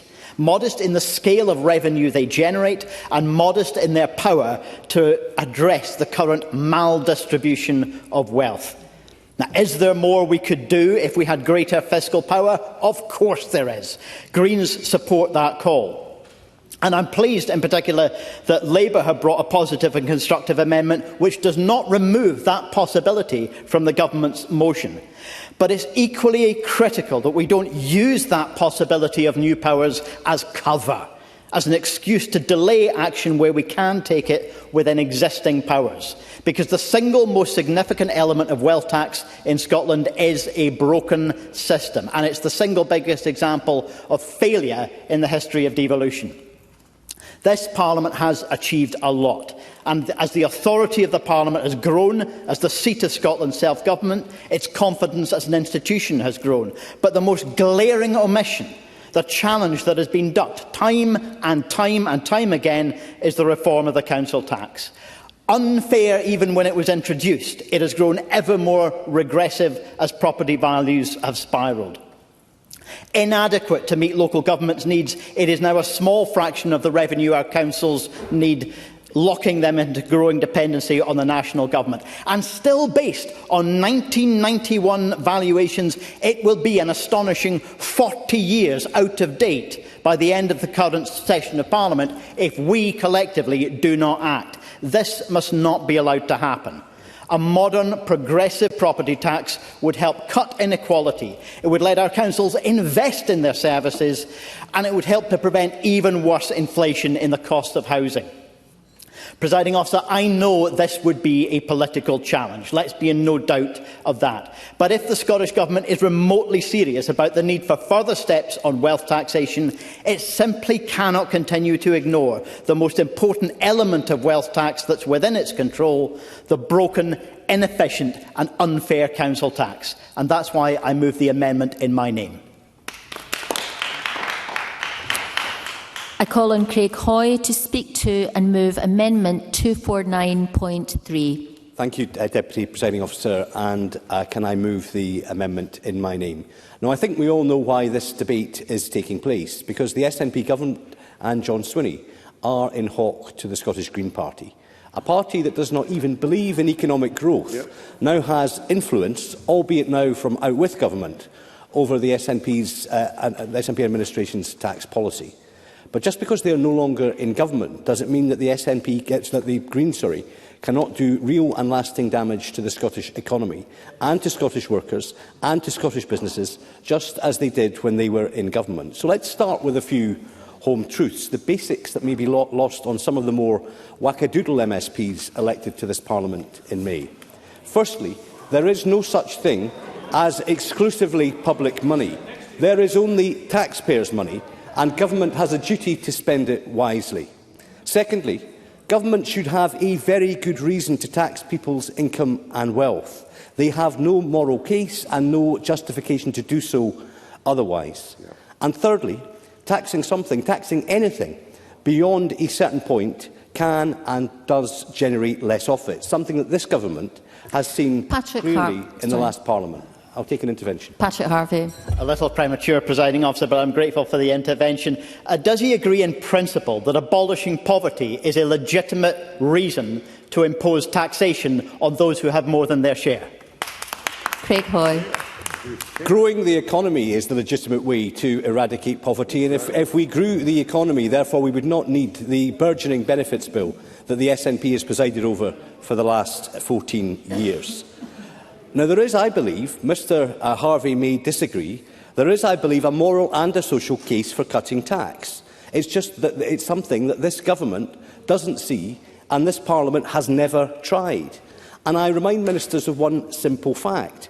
This Parliament has tax-varying powers, not just tax-raising powers, and that's why the Scottish Conservatives proposed a fully costed set of tax cuts during the last Parliament. And that is why we will continue to argue in this Parliament, as our amendment does, to reduce income tax to stimulate the much-needed growth that we all want to see to fund Scotland's public services.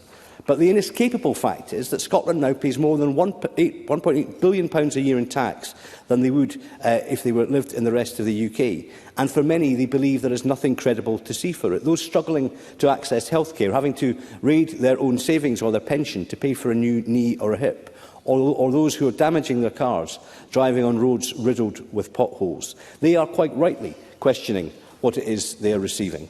And in a cost of living election, we committed to cutting the biggest... I don't have time, I'm afraid. If I can get the time back. Daniel Johnson. I'm grateful to Craig Hoy for giving way. And while I agree about the need for fiscal competence, all we hear from that side of the chamber is about cuts. But he mentions potholes. We don't recognise that some public expenditure is vital for economic growth, such as transport infrastructure. And does he not recognise the need for fiscal responsibility, but public expenditure to deliver growth in that sense? Craig Hoy. Absolutely. But the best way to generate tax receipts is to keep people in employment, something that his party fatally undermined when they introduced when they increased national insurance, a tax on jobs that forced people out of work, out of the labour market, where they were contributing to the economy and are now in receipt of benefits. That's how you fundamentally unlock the money to, as we all want to do, improve roads in constituencies like Dumfriesshire. But to those who say somehow that cutting tax is inherently bad, let's think about that for a moment, because there is no contradiction between being fiscally conservative, being pro-business, and yet wanting better public services and being modern and compassionate. And I want to address head-on the size of the deficit that this government now faces, and to address its causes. Ministers face a £5 billion deficit by the end of this decade. But let's be clear, this is down to overspending, not down to a lack of tax receipts. So I welcome ministers' desire to cut the size of the state, but I question their ability to do it and their commitment to achieving it. And notwithstanding the SNP's pledge to deliver free school bags for all primary children and a culture payment for all 18-year-olds, the Deputy First Minister has her head in the sand when it comes to the biggest problem of all, namely cutting the SNP's benefits bill. Because by the end of this decade, the bill will reach £10 billion, and I have heard nothing from the SNP, nor from the Greens, nor from Labour, or nor from Reform, that actually signals a commitment to reducing the benefits bill. We, on the other hand, have been crystal clear.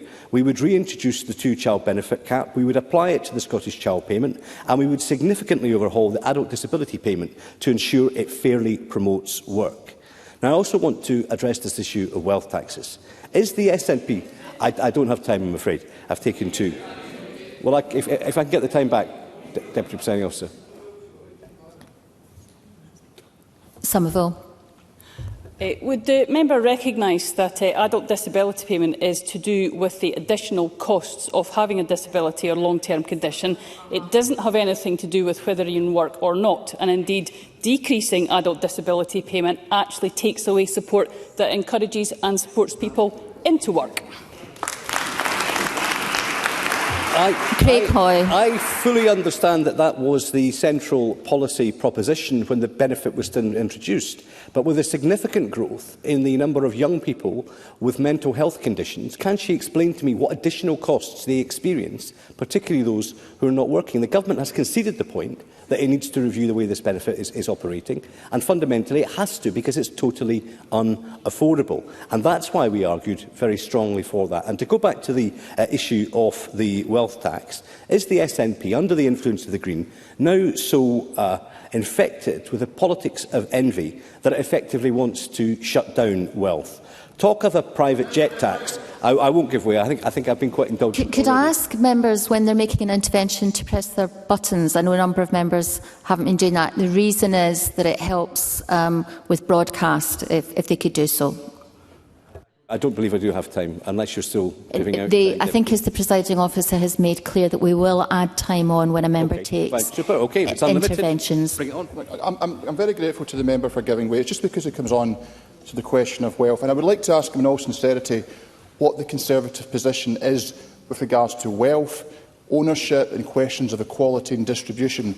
Because there is a tradition within the Conservative Party, going back to Noel Skelton and Harold Macmillan, which thought about these things very deeply and seriously. And does he recognise that profound wealth inequality in society does not only create social ills, but also profound economic ills as well? Craig Hoy. You can go back beyond Macmillan and go back to Disraeli and others to recognise that that principle of one nation conservatism is still alive and well. But it is how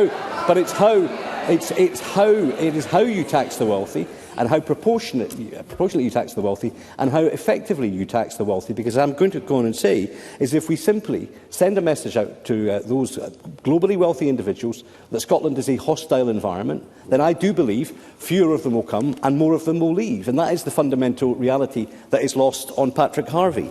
And that's why we must guard against that. But the point I made to Mr Harvie earlier is that some of the wealthiest Scots are also the most socially mobile. Take Alan Cummings, who lives in his $5 million Manhattan townhouse, or Brian Cox, who divides his time between the UK and the US. But when he comes to Britain, he chooses Primrose Hill in London, where he avoids the SNP's high taxes.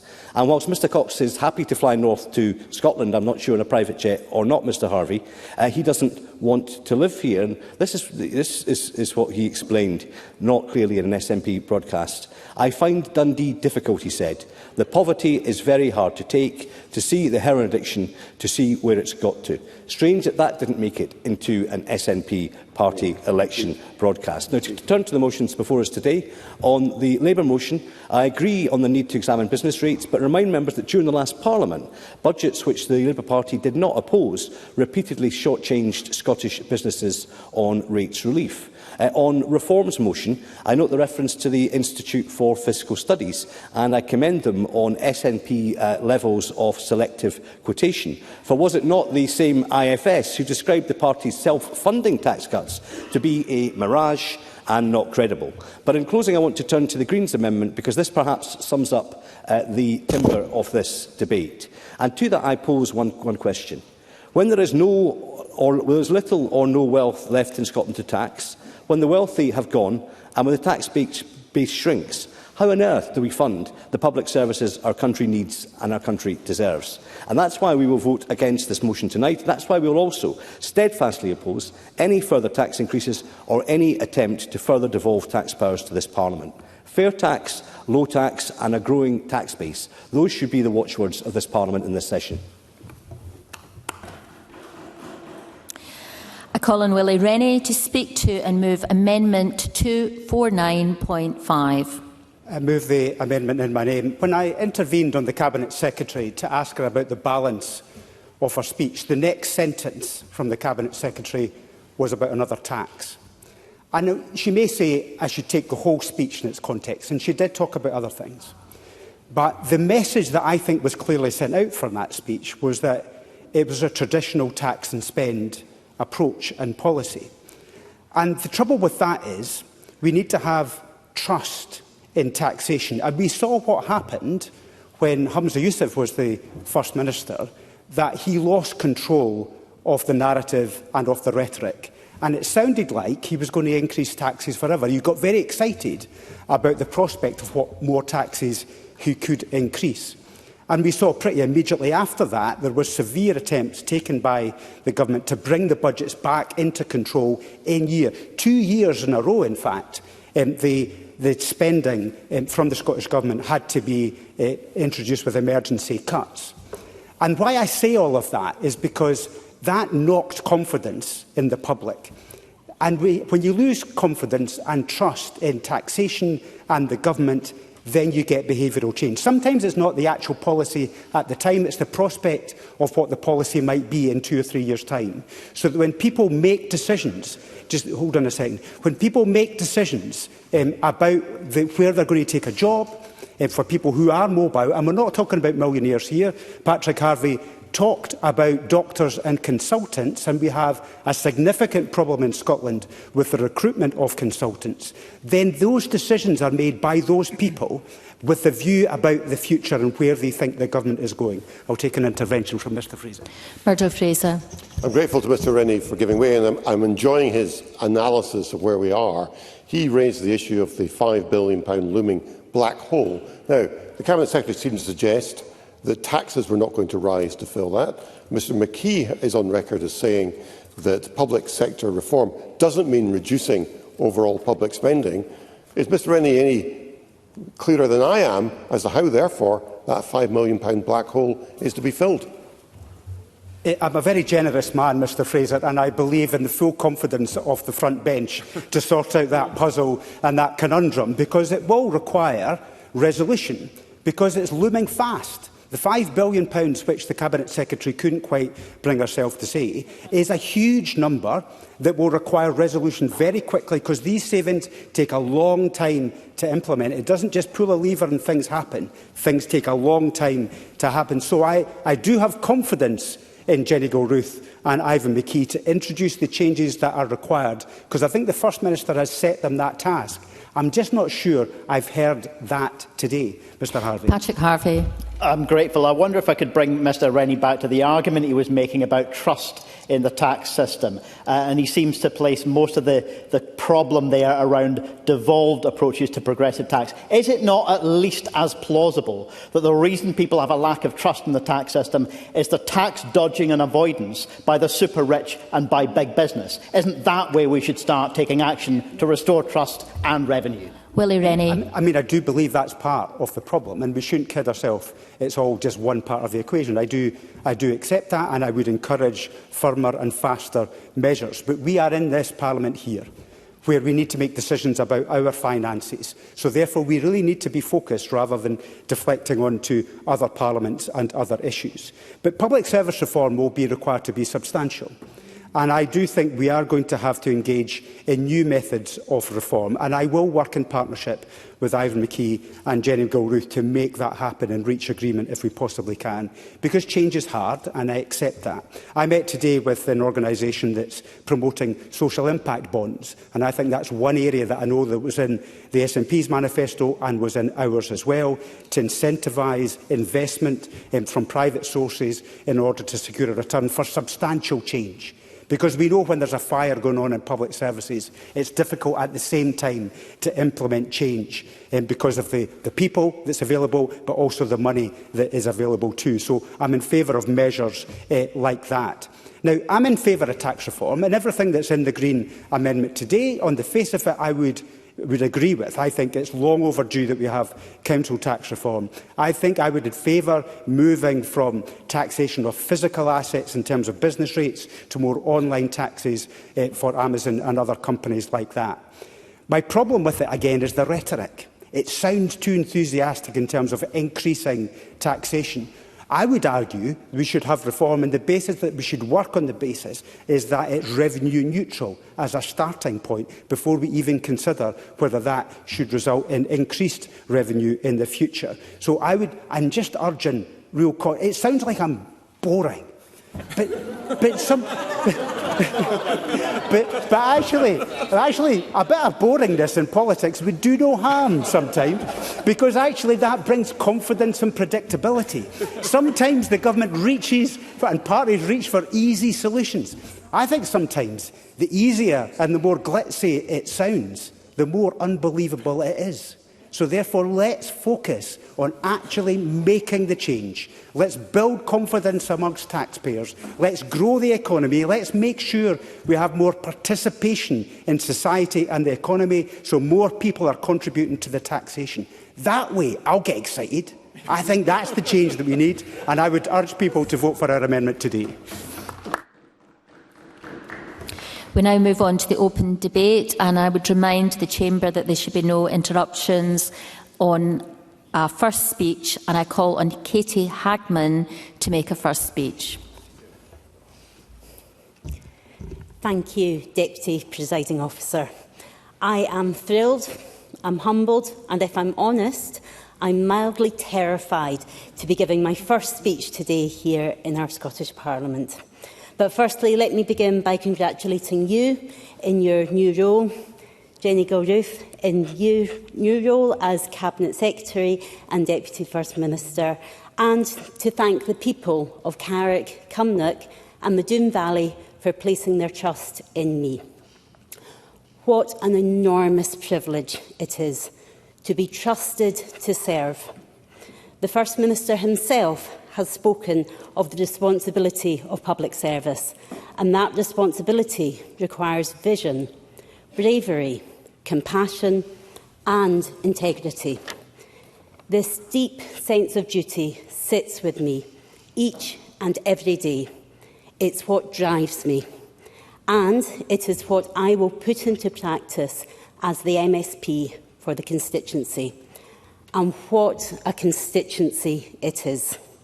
From Culzean Castle on the Ayrshire coast, gazing out to the iconic silhouette of Ailsa Craig and across to Turnberry, the birthplace of Robert the Bruce. Then north to Mauchline and Scotland's national monument to Robert Burns, before moving through the proud industrial heritage of Cumnock and onto the stunning beauty of Loch Doon in the heart of the Galloway Forest Park. I am continually inspired by the history, the culture, natural beauty, and above all, the people and the communities that define Carrick, Cumnock and the Doon Valley. Deputy Presiding Officer, I am stepping into this role and picking up the baton from two incredible women in Scottish politics. My predecessor, Elena Whittam, devoted herself to public service, working in the Scottish Women's Aid, across local government, and then as an MSP and minister. Elena led with tenacity, intellect, kindness and compassion, and I send her my very best wishes for the next chapter in her life and thank her for her service.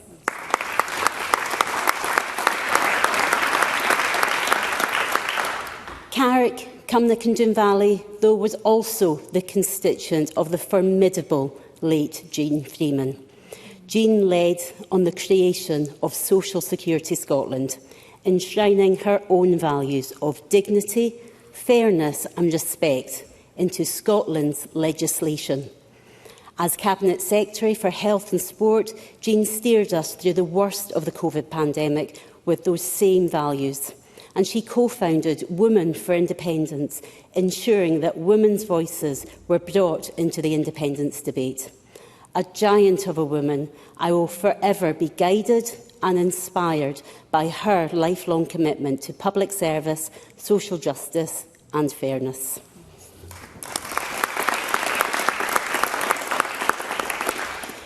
Deputy Presiding Officer, that sense of fairness is, I believe, central to today's debate.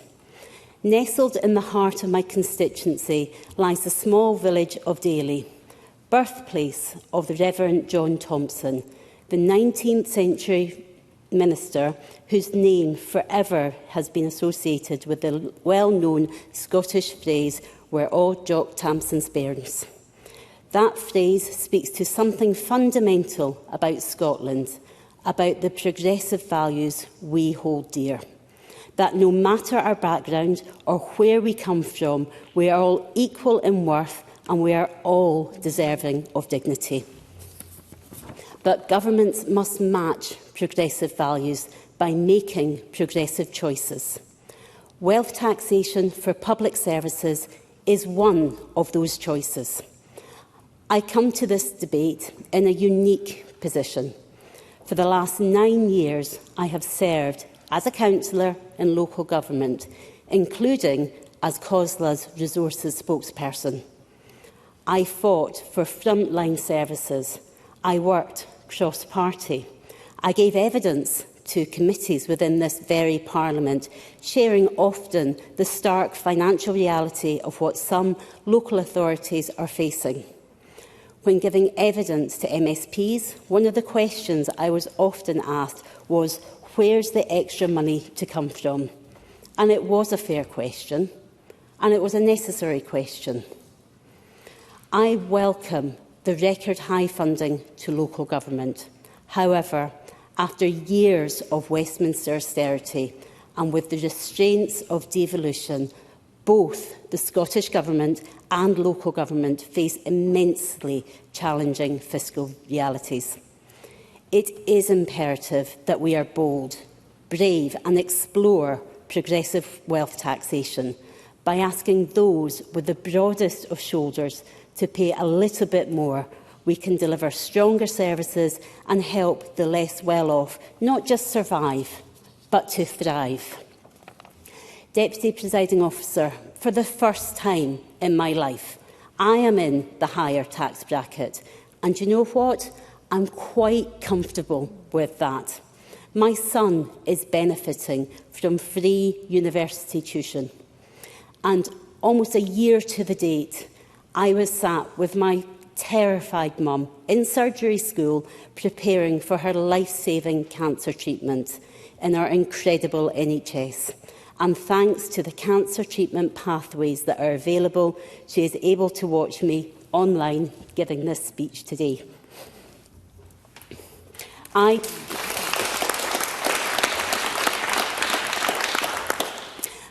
passionately believe in fair, progressive and sustainable taxation to support the delivery of our public services. I welcome the progress made towards private jet tax and mansion tax, particularly that the mansion tax funds will go directly towards local areas. However, as set out in the Scottish Government's motion, we must recognise that Scotland's current powers are limited. I welcome that further steps to explore on how we can go further, whether it's within the current devolution settlement or with the full fiscal powers of Scottish independence. This debate is not ultimately about tax. It's about dignity, it's about fairness, it's about respect, and it's about the kind of country we know Scotland can become. Deputy Presiding Officer, if we truly believe that we are all Jock Tamson's bairns, then we must also believe that prosperity should be shared, that opportunity should be available to all, and that those who have benefited from our society should contribute fairly to sustaining it for all of us. Thank you very much.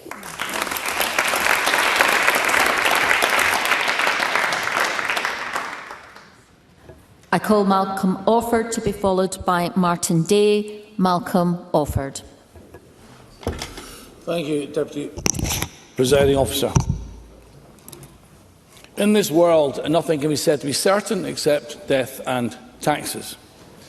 And we at Reform Scotland don't disagree with Benjamin Franklin's premise, but we certainly do believe we've got a duty to minimise the impact of both for as long as possible. It is the progressive left that love taxes, just as they love net zero, DEI, immigration and welfare. I salute Pat McFadden for his honesty when he said that Labour MPs are only really interested in trying to find new ways of raising taxes to pay out more in benefits. And I'm afraid to state the bleeding obvious, but the SNP share this doctrine on steroids. And sure enough, 3 weeks into this new Parliament, they're already rolling the pitch to introduce new taxes on private jets and big houses.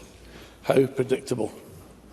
And yet, there are some progressive voices pushing back on all this dogma. How ironic that it's the founding members of the New Labour project, the Blairites, who are now the forerunners, the very champions of progressive new society, who are now pushing back. Tony Blair has written his 4,000-word essay. His central message: if you want a fairer society, you need to create jobs and wealth, and not just provide welfare. And his first clarion call is to abandon net zero and drill, Millie, drill. Because no country can build prosperity for its citizens without access to affordable energy. Meanwhile, Jack Straw, former Secretary of State for the Home Secretary, has come out this week to challenge DEI policies and the police, saying that the anti-racism guidelines have gone too far. And no wonder when the country reacted in horror to the recent iniquity of the two-tier policing we saw in Southampton this week. But for me, the most significant contributions come from Alan Milburn, former Health Secretary, who stated that too much welfare is actually destroying lives. Wow. How right he is that the welfare state, set up to be a safety net, has now become a lifestyle choice, and is damaging the life prospects of our less productive citizens, especially our young people. So let me again state the bleeding obvious that work should always pay more than welfare, and the best form of welfare is a good job. In Scotland, we have 750,000 people of working age. No, I'm going to crack on for now. Not in meaningful employment, and this figure is forecast to increase to 1 million in the next decade. That's out of a population of 5.5 million. Meanwhile, we're short of nurses, care workers, welders and chefs. And yet, in her first speech to this chamber yesterday, the new Minister, Alison Tulis, declared in a halo of self-righteousness that these jobs could only be done by immigrants. Really? Is Alison Tulis so ready to write off the talent and ambition of our own workers so easily? No, I'm going to keep going with this. Our very own people. I'll take the intervention. Alison Tulis. Thank you very much. I think if he checks the official report, he'll see us said no such thing. But we shouldn't be sending people away who are here to help. Malcolm Offord. We need to look after our own people. We need to help our own people back to work. We have 750,000 Scots not working, and we need them back in our communities. And I salute the new member on the Greens, Cara McKee, who spoke eloquently about the need for care workers in our community. And she talked about the need to train them more and pay them more. Why can't we start with our own amazing homegrown Scots and create a new proud care in the community profession? Or do the Greens think our people are not caring or capable enough? I don't understand. No, your solution is to tax the rich and send our workers home on benefits, and then bring in immigrants apparently to do the jobs that Scots apparently don't want to do for themselves, which I find to be quite bizarre. Take that intervention. Craig Hoy. I thank Malcolm Offord for taking the intervention. Can he just clarify where Reform Scotland stands on benefits? We've been very, very clear on the two-child benefit cap. We would restore it and we would apply it to the Scottish child payment. What's Reform's policy on that? Malcolm Offord. I can assure Craig Hoy that we believe the best form of welfare is a job, and we believe that we need to deal with the welfare bill, which is spiralling out of control. We need to get our own people back to work, and we need to give a lot of care of attention to our own people who are struggling and need pathways back to work. And so far in these 3 weeks of this Parliament, I've not heard any solutions or any proposals put forward to help our people back to work. So let me just finish. With this idea that the solution is always just to tax the rich. It's perfectly laudable and perfectly understandable. The top 1% of earners currently pay 30% of income tax. The top 10% pay 50%. That's only 250,000 Scots. They're already standing there around at the bar willingly, but tax them too much and they will leave. Consider wealth taxes in Europe. abandoned in Germany, abandoned in Sweden, abandoned in France, because they don't collect what they are meant to collect. And I thought the whole point of being Scottish was to lead the world, not just follow failed experiments elsewhere. So I come back to my second question to the First Minister today. Do we simply not understand that by raising taxes, you collect less money? But actually, if you cut taxes, you collect more money. Isn't the objective to raise more revenue? Look at Sweden. Between 2000 and 2017, they cut their tax ratio from 51% to 44% of GDP, and they collected an additional 20 billion per annum. The experiment has been done. As I said in my own maiden speech, it was the Scots who invented modern economics 250 years ago. Please allow... No, I'm finishing. Please allow us to re-embrace Adam Smith from Kirkcaldy. He was very simple for him. He said, little else is required to carry a state to the highest degree of opulence, but peace, easy taxes and a tolerable administration of justice.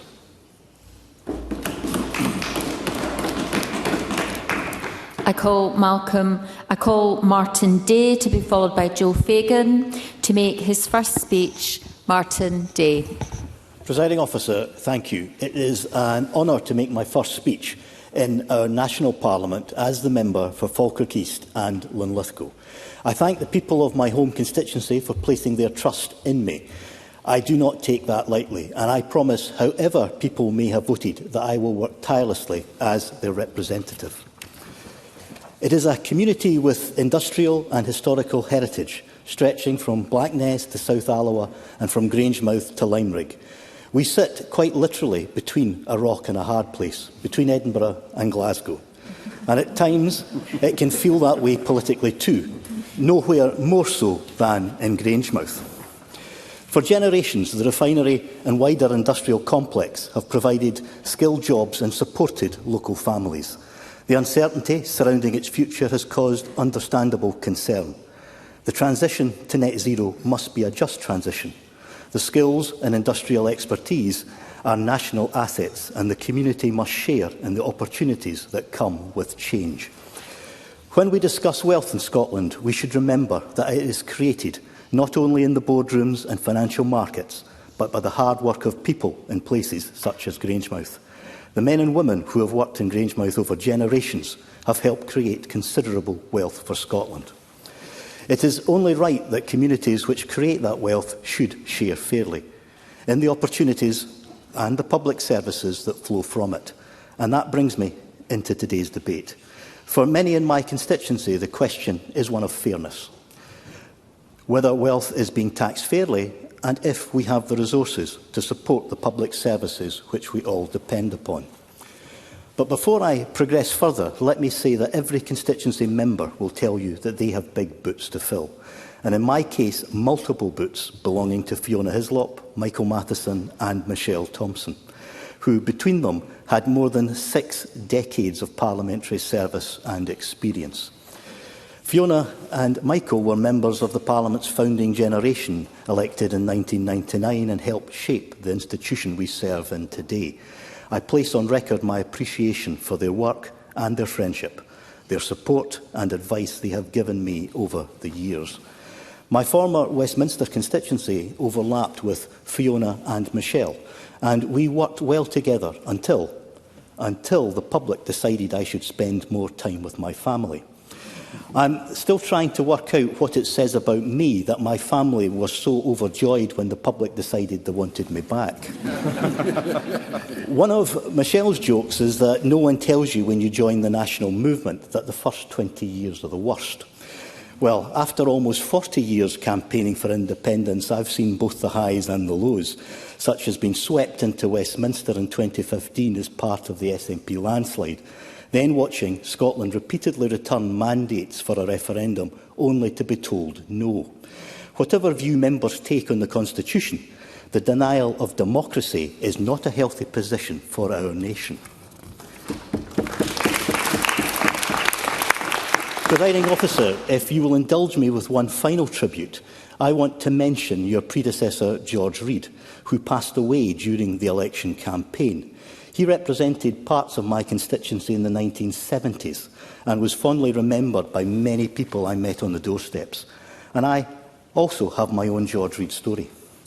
Before this Parliament was reconvened, he became the only passenger I have ever driven who grabbed the steering wheel because he thought I was about to drive into the Avon Gorge on a stormy night.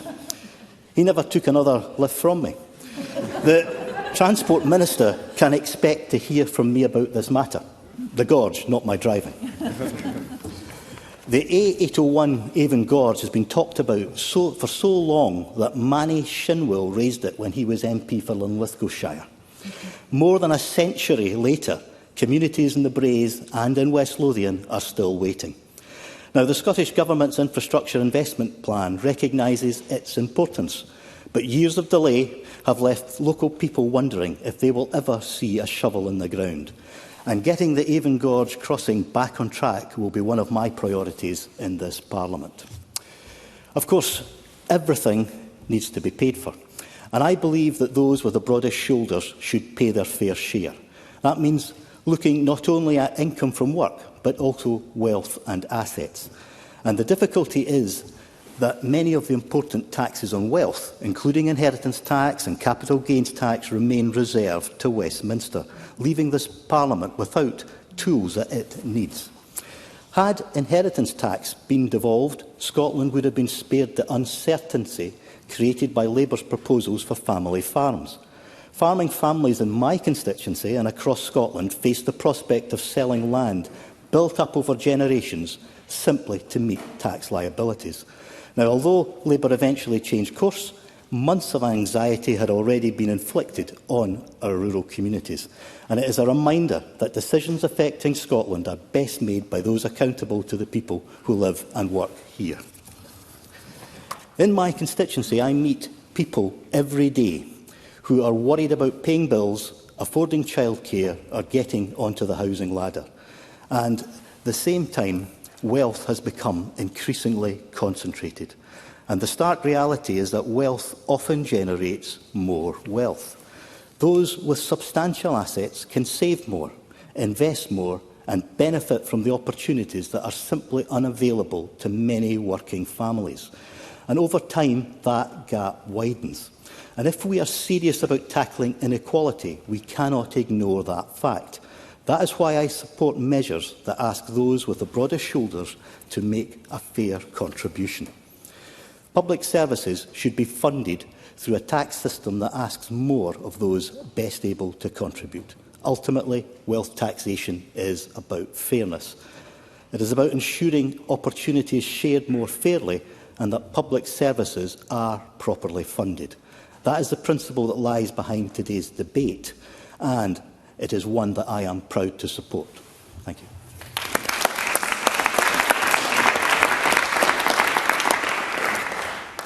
Making their first speech, I call Joe Fagan, to be followed by Bob Doris. Mr Fagan. Thank you, and can I congratulate the presiding officers on their election and the appointment of the new front benches. And can I say that my register of interest will show that I am a councillor in South Lanarkshire. To be elected to this Parliament is a special privilege, and I am immensely grateful to all those who voted across the vast and varied region of South Scotland, from coast to coast through market towns and mining villages to my home in East Kilbride. Until last week, I was the leader of South Lanarkshire Council, and as someone who led a public service in a debate that is about tax for public services, let me say that public services are nothing without public servants. And I've been fortunate to have worked with some of the very best in the country. I'm not the first South Lanarkshire leader to be elected to the Parliament. This privilege is one I share with the late Tom McCabe, the first ever MSP elected in 1999. Then, as now, South Lanarkshire was at the forefront of public service reform, a pioneer in community planning. Today, we're working with Public Health Scotland as one of 3 Marmot pilots, addressing the social determinants of ill health, with the support of the Institute for Health Equity and the inspiring Professor Michael Marmot. What that work tells us is that it's not just demographic change driving service demand, but disadvantage, health inequalities and vulnerabilities in our society that we have collectively failed to prevent. That was the central message of the Christie Commission 15 years ago. There had to be a system-wide shift towards preventative spending, from addressing the consequences of inequality to tackling the causes.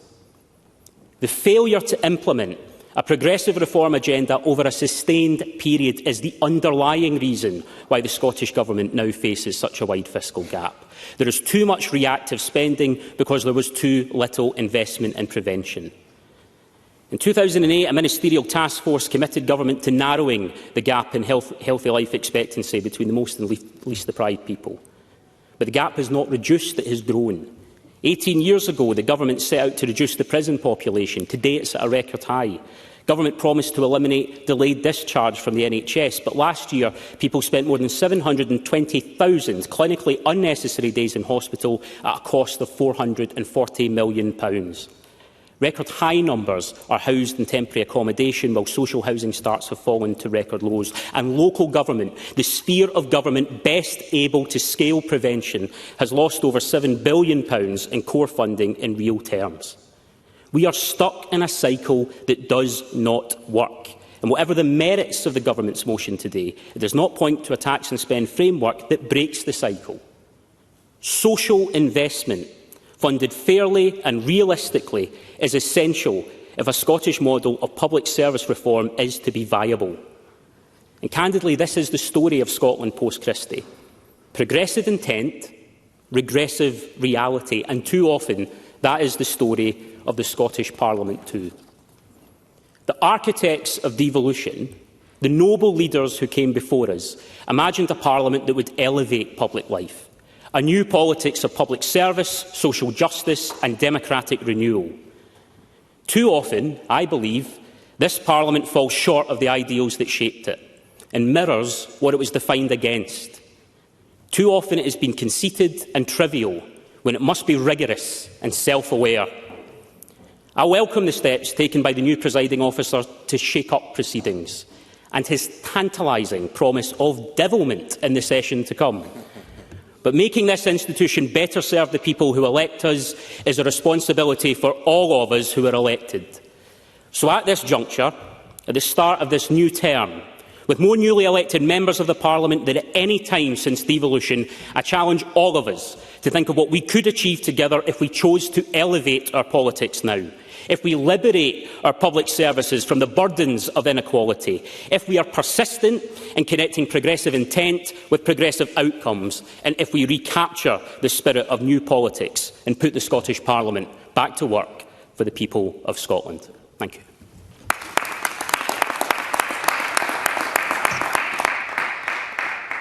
I call Bob Doris to be followed by Iris Dwayne. Thank you, Presiding Officer. Can I commend Joe Fagan in his first speech? I may not agree with all the politics, but I agree with your passion and your intent, so I commend you for an excellent first speech. Presiding Officer, it is clear that the different decisions on income taxation levels made in Scotland, where those who earn a little bit more are asked to pay a bit more, has contributed to securing additional revenues towards various desirable outcomes that I would hope most of us anyway in this Parliament would wish to see.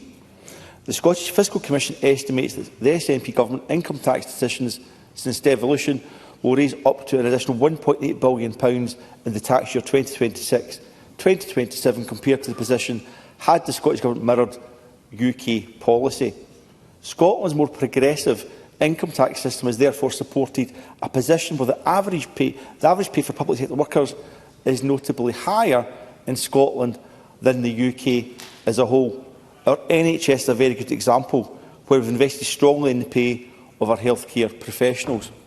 It has also contributed to funding Scotland's strong childcare offer, where families across Scotland have been benefiting from the provision of 1,140 hours of high-quality early learning and childcare since 2021, worth around £6,000 per child each year, or indeed the almost £500 million that the Scottish Government has invested in our Scottish Child Payment, helping keep 100,000 children out of poverty here in Scotland. And it is worth noting that most people in Scotland pay less tax than their counterparts elsewhere in the UK. Now, there has always been a political kickabout over the expression free when it comes to delivering Scottish Government policies: free school meals, free tuition, free prescriptions, free bus passes and so on. No one, Presiding Officer, no one pretends any of this is free. But let me set political decisions in context.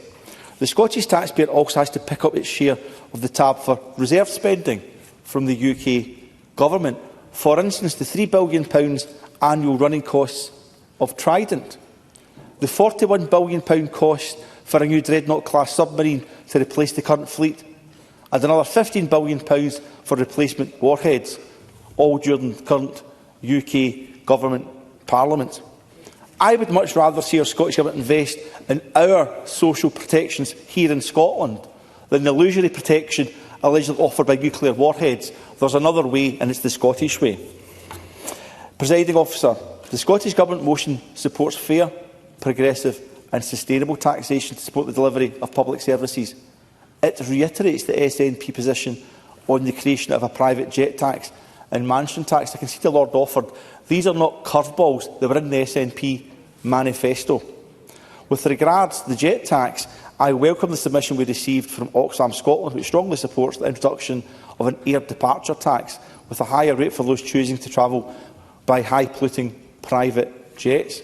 Their analysis showed that in just the first 10 months of last year, more than 10,500 jet flights took off or landed at Scottish airports. This Parliament used to speak often about the polluter pays principle.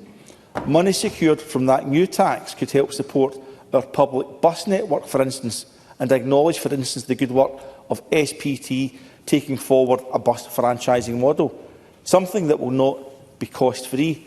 It will require revenue support. Yes, of course. Billy Rennie. There seems to be implying that the destination of the new taxes that he's proposing there would go into an expansion of public services, or at least entitlements. Would you not consider any of that should go towards reducing the £5 billion deficit that's coming down the track? Bob Doris. Clearly, we'll set out the medium-term financial review that Mr McKee has got the invidious task of implementing with public service reform, but every penny additionally we raise here in Scotland can also help bolster the social protection dispense that we all want to see, and bus franchising support will be part of that as far as I'm concerned, Mr Rennie, but I appreciate the point that you're seeking to make. The other substantive part of the motion mentions a mansion tax due to be brought forward in 2028.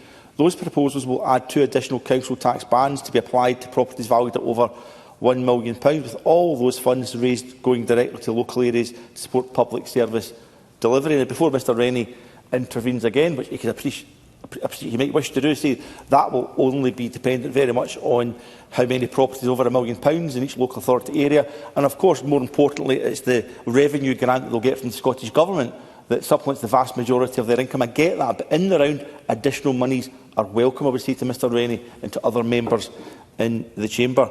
I very much support this, therefore, but it will, of course, require careful scrutiny and implementation. It will involve a targeted revaluation, and it will be interesting to see how much each local authority will ultimately benefit.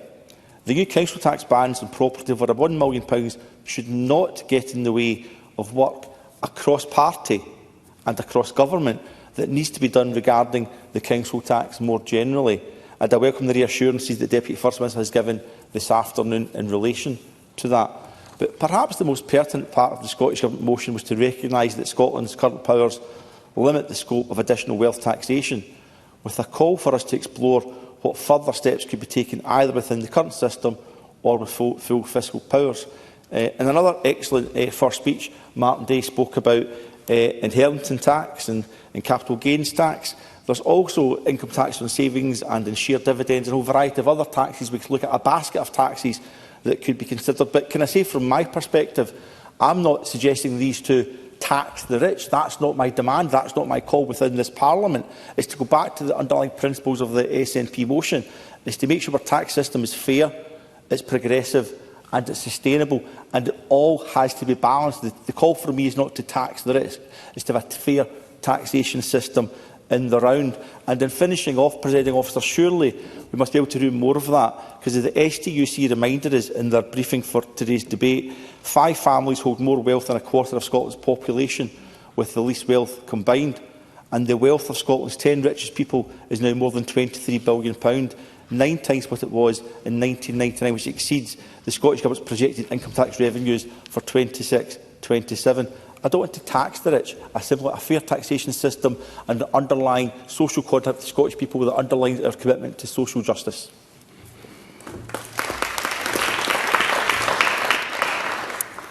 Making their first speech, I call Iris Dwayne, to be followed by Paul McLennan. Iris Dwayne.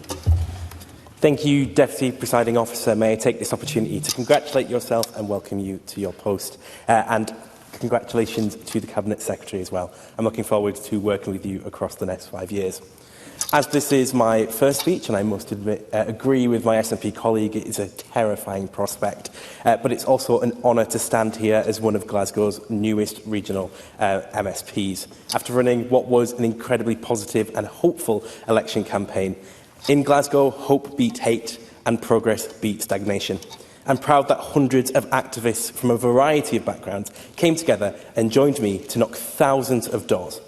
But the real work begins here. I'm looking forward to serving and fighting for my constituents in the greatest city on earth over the next 5 years.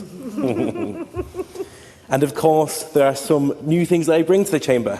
As the youngest member of this Chamber, I must admit I was slightly shocked to find out the First Minister had already taken his first crack at leading the SNP before I had taken my first crack at breathing. I'm sure he'll be lovely to find that out. But it's crucial that this Parliament reflects all of the country that it seeks to represent. And although I may be the youngest in this chamber, I am absolutely honoured to bring my experience to all the debates in this place. Our world is changing rapidly, and it has never been so important that our politics catches up with it.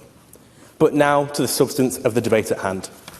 Colleagues, today we are presented with a fiscal black hole and crumbling public services.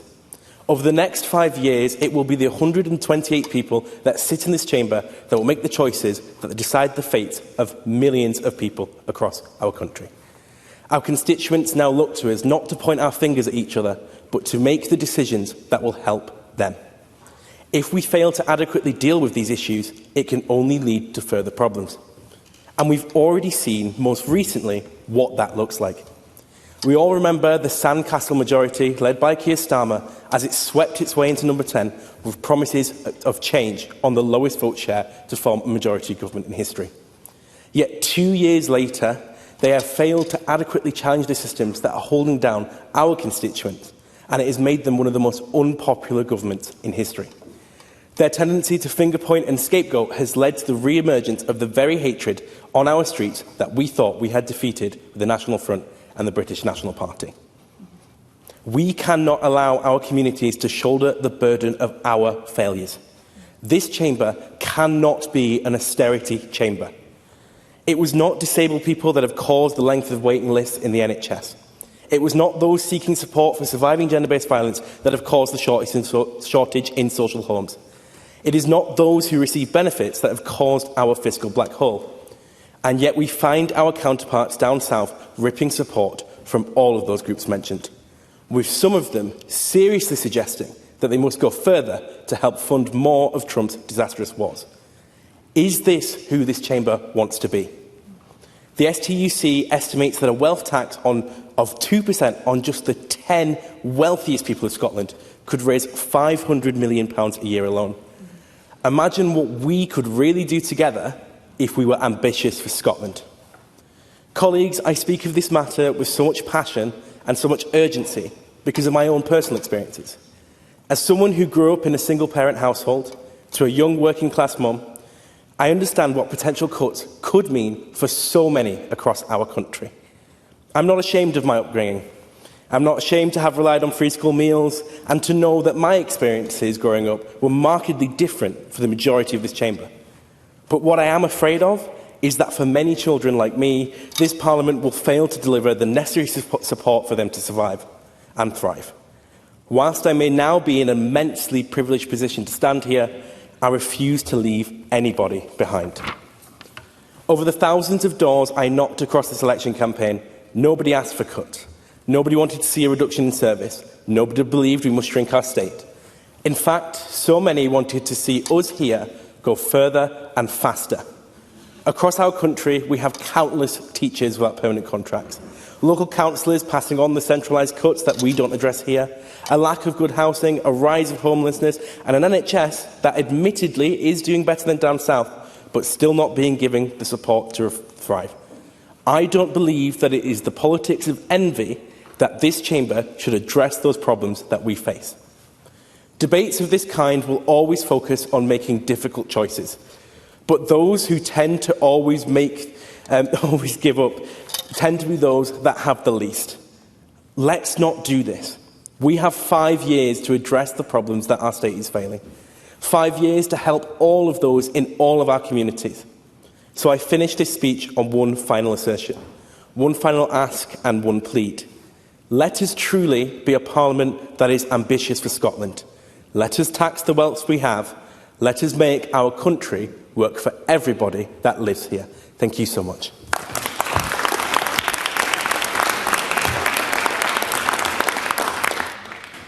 I call Paul McLennan to be followed by Alan Smith. Thank you, Presiding Officer. Our values in Scotland are clear. It's about fairness, solidarity and opportunity for all. Now, as an SNP MSP, I stand here today to champion a progressive approach to funding the high-quality public services that define our nation. But why do we need to do so? We're facing rising demands on our NHS, education system and our local communities. We must have the courage to tax wealth more so than we can invest in the people of Scotland. After 15 years of Westminster austerity, our public services are under pressure. We also have an ageing population, and growing demand means we cannot stand still. Waiting times, recruitment challenges and sustainability issues persist despite real terms growth. Schools and local government also face strains. Efficiency reforms and prevention are vital, but they are not enough on their own. We need sustainable progressive revenue to match our ambition for a fairer Scotland. That revenue needs to come from increased economic growth and fair wealth taxation. Wealth inequality in Scotland remains stark. The wealthiest 10% hold a hugely disproportionate share. The top 2% hold more wealth than the bottom 50%. Much of this wealth grows through assets that benefit from Scotland's stability, infrastructure and skilled workforce, all supported by public investment. It's only right that those with the broader shoulders contribute more to sustain the social contract. The SNP will always act progressively in taxation. We delivered Scotland's most progressive income tax system in the UK, protecting lower and middle earners while raising substantial revenue for services. And we are advancing, as we've heard today, a mansion tax on properties over £1 million and a private jet tax. I was heartened to hear the Cabinet Secretary talk about long-term reform to the council tax and to business rates. Council tax reform is needed in this session. We all need to work together to ensure that this happens. We've had too many debates for this not to happen. It's also an issue that goes to the heart of progressive taxation, and one of the most important things, it goes to the heart of local accountability. The business rates review also needs to support our business base and grow that business base. But we must go further by seriously exploring and developing wealth taxation options. We need more funding to support more nurses, teachers, care workers, expand child poverty programmes and invest in green jobs and infrastructure that grow our economy. But this broader debate is about ensuring success pays its fair share towards... Yeah, of course. We're aware that there are many different ways of generating economic... Mr Hoy, I was late putting your microphone Sorry. Mr McLennan will be well aware that there are many different ways of generating economic growth. In his own constituency of East Lothian, there was significant economic growth generated by Torness Power Station, 17 billion in gross value added since that site came on stream. Does he therefore regret his party's decision to close down nuclear energy in Scotland, which has been a huge contributor to the Scottish economy? Yeah. Paul McLennan. Touch on an issue, and I think one of the key things I just mentioned previously was that investing in green jobs and infrastructure that grow our economy. And just last week there was a report out by the CBI which highlighted the green jobs opportunities in East Lothian, and it's the third biggest contributor in Scotland through green jobs. So the future in Scotland and in East Lothian is through renewables. Now, I'll come back. The broadest debate is about ensuring success pays its fair share towards the foundations that make possible. Public polling does show strong public support, including among higher earners, for taxing extreme wealth over cutting services. A targeted, nuanced taxation system, learning from international examples, and there are many out there, and building on property and land taxes we're already control, can minimise avoidance while delivering results. Relying solely on income tax hits working people harder. Scotland has shown that we can use fiscal powers progressively without harming growth. What we do need to revisit, though, is the current fiscal framework with the UK Government. It doesn't suit Scotland now. It is a total lack of flexibility. Yeah, of course. Willie Rennie. Paul McLennan gave a different list from Bob Doris about what he'd like to spend the extra money on. Is there any coherent position within the SNP? Paul McLennan. I think I'll come back to the point that was made, Mr Rennie, in terms of, I said that the broader debate is about ensuring success pays its fair share towards the foundations. There's a balance here, and I think the balance in this debate is around about the fairer taxation, is around about what we want to spend the money on, is around about current fiscal framework that we operate within as well. And I'll touch on that just a little bit later on in my speech. So there's no disagreement in terms of what we want to spend the money. I've highlighted about child services, I've highlighted about investment into other services that are there to make sure that the values that I've mentioned in the speech are taken forward. So I mentioned about the targeted nuanced taxation system, and I said relying solely on income tax hits working people harder. And we do need to revisit the current fiscal framework. As I said, it doesn't suit Scotland just now. And it isn't about, this debate today isn't just about taxation. There were many debates in this chamber about growth, as there should be. And just today at the Prosper Forum, the First Minister stated, and I quote, "I want a strong economy, it is key for everything, and I want to achieve as First Minister.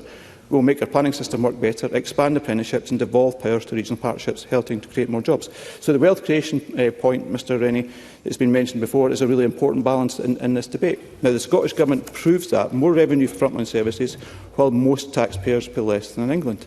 This debate is also about Scotland's future governance. With independence, we would have full control over our levers. And we've heard around about corporation tax today, inheritance tax, capital gains tax.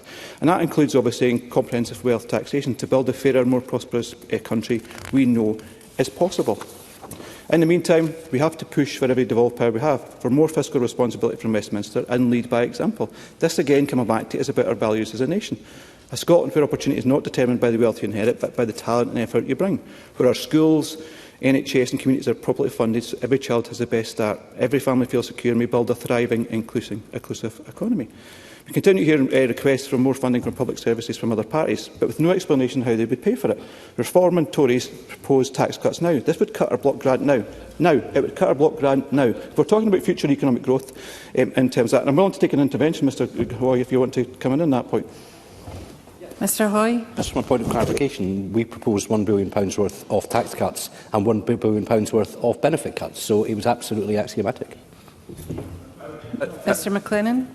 And I think that you heard the point, the Cabinet Secretary, Shelley Civil, mentioned around about where the welfare cuts would come from the Tories, not something I would support. And I'll come back to the key point in terms of this. Tax cuts now would cut our block grant now. That would mean cuts to our public services right now. Labour, with its employee and national insurance contributions, obviously rise, damages growth.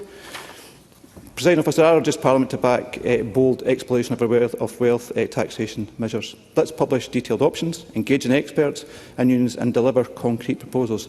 We need to reform our public services. We need to increase growth in our economy, but we need to tax wealth fairly to invest in our people and secure a better future for generations to come. Scotland deserves nothing less. Thank you. I call Alan Smith, following which we'll move to closing speeches. Presiding Officer, thank you. This has been a much more interesting debate than I thought it might be, actually, and I'm glad to see that there's quite a lot of consensus across the Chamber for the need for modernisation of the state. Now, I suggest that that's a good thing for us to be doing anyway, but it's urgent and it's necessary. So I was particularly struck by the Labour amendment and the tone of Michael Mara's contribution, and I think there is scope for joint working on this. And I'm very glad that we're accepting the Labour amendment because it does acknowledge the scale of the issues that we're all facing. And where there is scope for consensus and working jointly across the Chamber, I'm very glad to see the tone of Labour's contribution today, because I think there's a lot of work to be done. From each according to their ability, to each according to their need, is a fundamental principle of our party, but also the Labour Party as well, and the Greens. I think there is scope for joint working on a lot of these matters. We do need to modernise the state. We need to be more efficient and more effective and provide better public services, but we also have a fiscal challenge. And there's a number of things that we can be doing, and I, as will come as no surprise to anybody, support the government position, support the government motion. I welcome very much the idea of a mansion tax and a private jet tax. But even on these benches, we acknowledge that's not the answer. It's part of the answer. There is a much bigger job to be done. And I would like to see, and I was very glad to hear from the Deputy First Minister, progress on council tax reform, which is urgent and is long overdue and needs to get done. We had a very helpful briefing from the STUC, which outlines a few other measures that we could be taking forward, and I would commend them to the Chamber. The Scottish Parliament should immediately launch a revaluation of properties to replace the outdated, unfair council tax with a proportional property tax. While a mansion tax is a step in the right direction, it's a poor substitute for the wholesale systemic reform of local property taxation. I couldn't agree more, and I'm glad to hear that the Government is redoubling efforts on that. Research for the STUC estimates a proportional property tax could raise £783 million in additional revenue while providing a rebate for low-income households. So reform is overdue, it's necessary and could be very, very productive. We also need to focus more on the polluter pays principle. We should be incentivising good behaviour and punishing bad. There are other things that we could do to encourage climate action on that. We need to reform non-domestic rates. I'm very glad that we've had the Gill review, which is underway for licensed premises. Licensed hospitality especially is taking a soaking on sudden revaluations.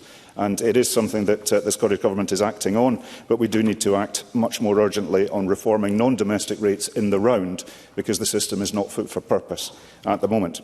So tax on wealth as well, as colleagues have said, provided this is implemented as part of a local tax system rather than a national tax. While this would be complex, modelling suggests it could raise an additional £1.4 billion, according to the STUC.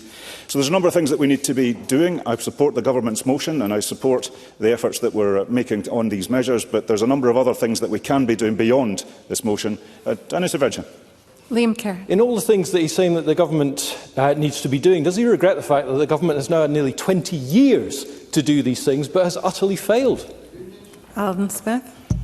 Well, it will come as no surprise to Liam Kerr that the operation of the fiscal matters, given the interplay of reserved and devolved legislation, is something that has held us back. But we do need to act on that, and if we agree that we need to act on that, let's do it now. So there's a number of things that we do need to be doing to tax wealth, and I very warmly support the Government's position on this. Thank you. A gentle reminder this time that those who contributed to the debate should be in the chamber for closing speeches. And we move to the first of those, and it is a first contribution in the chamber. Andrew Baxter. Thank you, Deputy Presiding Officer. May I congratulate you upon your election and all those new members in the chamber upon their election. For some colleagues looking at the pre-election polling, they must have been fairly certain that they would sit here as an MSP. For me, I still remain surprised that I stand here today to make my first speech to this Parliament. Perhaps not quite as surprised as my SNP colleagues. After all, many people said that overturning a majority of more than 15,000 votes in Skye, Loch Harbour and Badenoch, one of the SNP's safest seats, was simply impossible. But that previous majority was a reflection of the immense popularity and dedication of my immediate predecessor, Kate Forbes, and before the recent boundary changes of Fergus Ewing, who represented part of my constituency with equal distinction. I follow two remarkably hard-working politicians who, in very different ways, represented both their constituents and the wider Highlands with passion and conviction. Whilst it remains unclear whether all of their former colleagues fully recognise the loss that their departure represents to their political movement, it is clear that this Parliament is poorer for their absence. We all watch with interest to see what role Kate and Fergus play in Scottish public life in the future. Listening to numerous first speeches from colleagues in every party, it seems this speech is an opportunity for unabashed political boasting, a version of constituency top trumps. Well, Deputy Presiding Officer, I'm willing to take on any member at that game because I believe I hold all the best cards. My Skye, Lochgelly and Barratt constituency has Britain's tallest mountain, Ben Nevis, our deepest loch with its own forgotten monster, Morag, the largest body of fresh water in the UK, Loch Ness, with its rather more famous monster, the most westerly point on the British mainland at Ardnamurchan, 3 of Scotland's 5 ski centres, Glencoe, Nevis and Cairngorm, the largest landslip in Britain, the beautiful Trottenish Ridge on Skye, even the World Porridge-making Championships in Carbridge, and Dingwall, the site of a Norse Parliament that predates the so-called Mother of Parliaments in Westminster. But last, and certainly not least, my constituency has a network of incredibly determined and resilient communities who, when faced with the reduction or loss of a public service, never simply accept that that is the end of the matter. They roll up their sleeves, they organise, they fundraise, they volunteer, and they get things done. Perhaps that is why support for the Liberal Democrats has traditionally been strongest in the Highlands, because like those communities, we believe in getting things done. Today's debate is about wealth taxation and how we fund our public services. That is an important discussion, and I welcome it. Those with the broadest shoulders should make a fair contribution towards the services upon which we all rely. But if this Parliament is serious about funding public services properly, we must look beyond wealth taxation alone. We must also confront the urgent need for reform of council tax and non-domestic rates. Businesses across the Highlands continue to struggle with a rate system that often bears little resemblance to economic reality, whilst local government, the largest provider of many of our public services, continues to shoulder ever greater responsibilities with even fewer resources. Having served for 12 years as a Highland councillor, I have watched local government being hollowed out. Services have been centralised, reduced or removed altogether.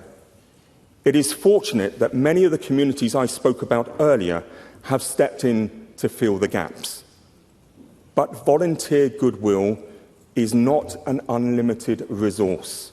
Communities cannot be expected indefinitely to provide public services at cut price rates while government retreats. Because this debate is not ultimately about tax, it is about people. For 17 years, I had the privilege to run my Highland Village post office. Behind a post office counter, you see people at their very best. You also see them at their lowest ebb. Behind every transaction is a story. The small business owner frustrated, watching decades of underinvestment in Highland roads that add costs, delays and uncertainty to every working day. The supermarket worker struggling to stay in employment because bus services have been cut back. A £2 fare cap means very little if there is no reliable bus to catch. The parent furious that their child had gone an entire academic year without a permanent maths teacher as they approached their National 5 exams. The man living with bipolar disorder being told he would have to wait a month for a telephone appointment with his own GP. The patient living with chronic pain, facing repeated long journeys simply to access treatment that should be available closer to home. The single mother checking her bank balance and realising she had only a few pounds left to feed the meter, whilst living in a damp council house with ageing storage heaters and no prospect of improvements. Or the lady in early stages of dementia, standing bewildered and confused, who I hugged every week, tears streaming down her face, not knowing what she would do when her husband, her rock, was placed in a care home 2 hours away because there were no beds closer to home. That is the reality of public services for too many of our constituents. My motivation for standing for election was simple. I want to be a champion for the Highlands. I want to be a voice for the Highlands. Above all, I want to be a voice for those people, to help build public services that are accessible, reliable and closer to home, and that are there when people need them most. That is the task I set myself as I take my place in this Parliament, and I look forward to working with members across the Chamber to deliver it.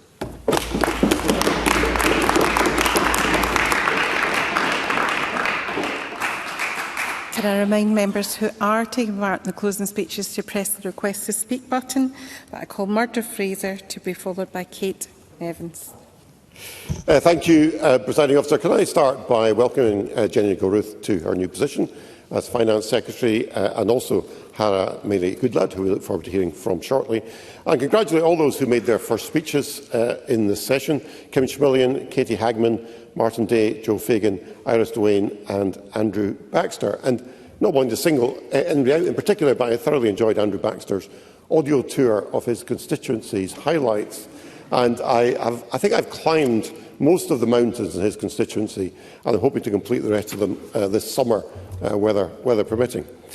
So we're talking about wealth taxation for public services. So it's a very worthy ambition to make sure we have well-funded, effective public services. And yet we cannot increase taxes to a level where that becomes counterproductive. And Liam Kerr made that point earlier in the debate, quoting the economist Arthur Laffer with his famous curve, who made this case many decades ago. Oh, so soon. I will, of course, give way to Mr McKee. Yes. Well, Murdo Fraser agree with me that the Laffer curve, while it says that not all increases in tax rates result in an increase in revenue, what it doesn't say is that all reductions in tax rates automatically result in an increase in tax revenue, something that Malcolm Offer clearly doesn't understand. Well, yes, that's not all that Malcolm Offer doesn't understand, to be fair, Presiding Officer. But I agree with the basic premise from Mr McKee, and I hope he would agree too. Now, of course, the biggest growth we're seeing in the Scottish budget is not spending on public services, but the spending on benefits. And we learned this week from another place, from the Mandelson files. The Work and Pensions Secretary, Pat McFadden, said, "Every meeting I have is, who can we tax in order to pay benefits to others?" And the Scottish Government sound like they're pretty much in the same boat, because we're facing a £5 billion black hole in the public finances by the end of this decade. Not because public spending on services is going up so much as the exponential rise in benefits. And Willie Rennie made a doughty attempt throughout this debate, as we'd expect from Willie Rennie, a doughty attempt to get answers as to how this gap will be filled, because the Cabinet Secretary seemed to indicate taxes were not going to go up. I think I saw reported comments from Mr McKee earlier this week, trying to deny the image of the Mad Axeman or Ivan the Terrible. Some people are disgracefully trying to present him as, trying to say that he wouldn't be presiding over cuts. But if it's not going to be putting up taxes and it's not going to be cuts, how are we going to fill the gap? I'll happily give way to anybody sitting on the SNP front bench now if they can give me an answer to that question. Mr McKee. Mr McKee. Yeah, I'm a public service reform. But Mr McKee, well, unless Mr McKee was misquoted in the interview that I saw with him when he said public service reform was not about reducing costs, then, well, maybe he was. Maybe he was. Ivan McKee. Cuts means putting less funding in and delivering less services. What it is about is efficiency, which is about improving the level of service by addressing all the issues that are laid out in the 18 work streams in the public service reform strategy. And as a consequence of that, those services become more efficient and cost less money. Thank you, Presiding Officer. Well, I think we're debating these issues next week, so we will get much more clarity, I'm sure, from Mr McKee on what exactly is going to happen. So what's this debate been about? It's been about, more wealth taxes. The motion talks about celebrating a mansion tax and a tax on private jets. Now, I just think this is going in entirely the wrong direction, because Scotland should be encouraging wealth creators, creating a welcoming environment for those of high net worth who want to come here to live, to work and to invest, because that's clearly in our economic interest. Scotland's already become the highest taxed part of the United Kingdom, and we know that the population of Scotland is growing less fast than the population of the UK as a whole. So we are not attracting the people here in numbers we need to grow our tax base. And all the time the business community Let me just make this point and I'll give way. All the time the business community tell us differential taxes in Scotland are a barrier to attracting talent. And we know there are people working in both public and private sectors in Scotland who restrict their working hours because the tax burden means it's not worth their while to work longer. And now the SNP want to make matters worse. But perhaps Keith Brown can reassure me that's not the case. Keith Brown.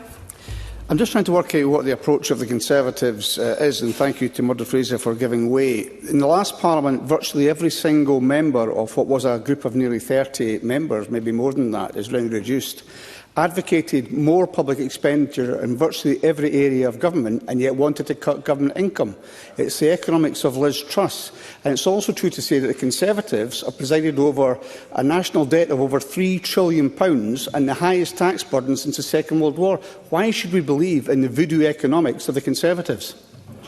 Murdo Fraser. Because I would say to Mr Brown, what we have to do is deliver economic growth. Because if we can grow and expand the tax base, we don't then need to increase tax rates to get the revenues that we need. And that is where the Scottish Government have been failing, because the Scottish Fiscal Commission, apologies, Scottish Fiscal Commission talk about the economic growth gap that my colleague Craig Hoy referred to earlier.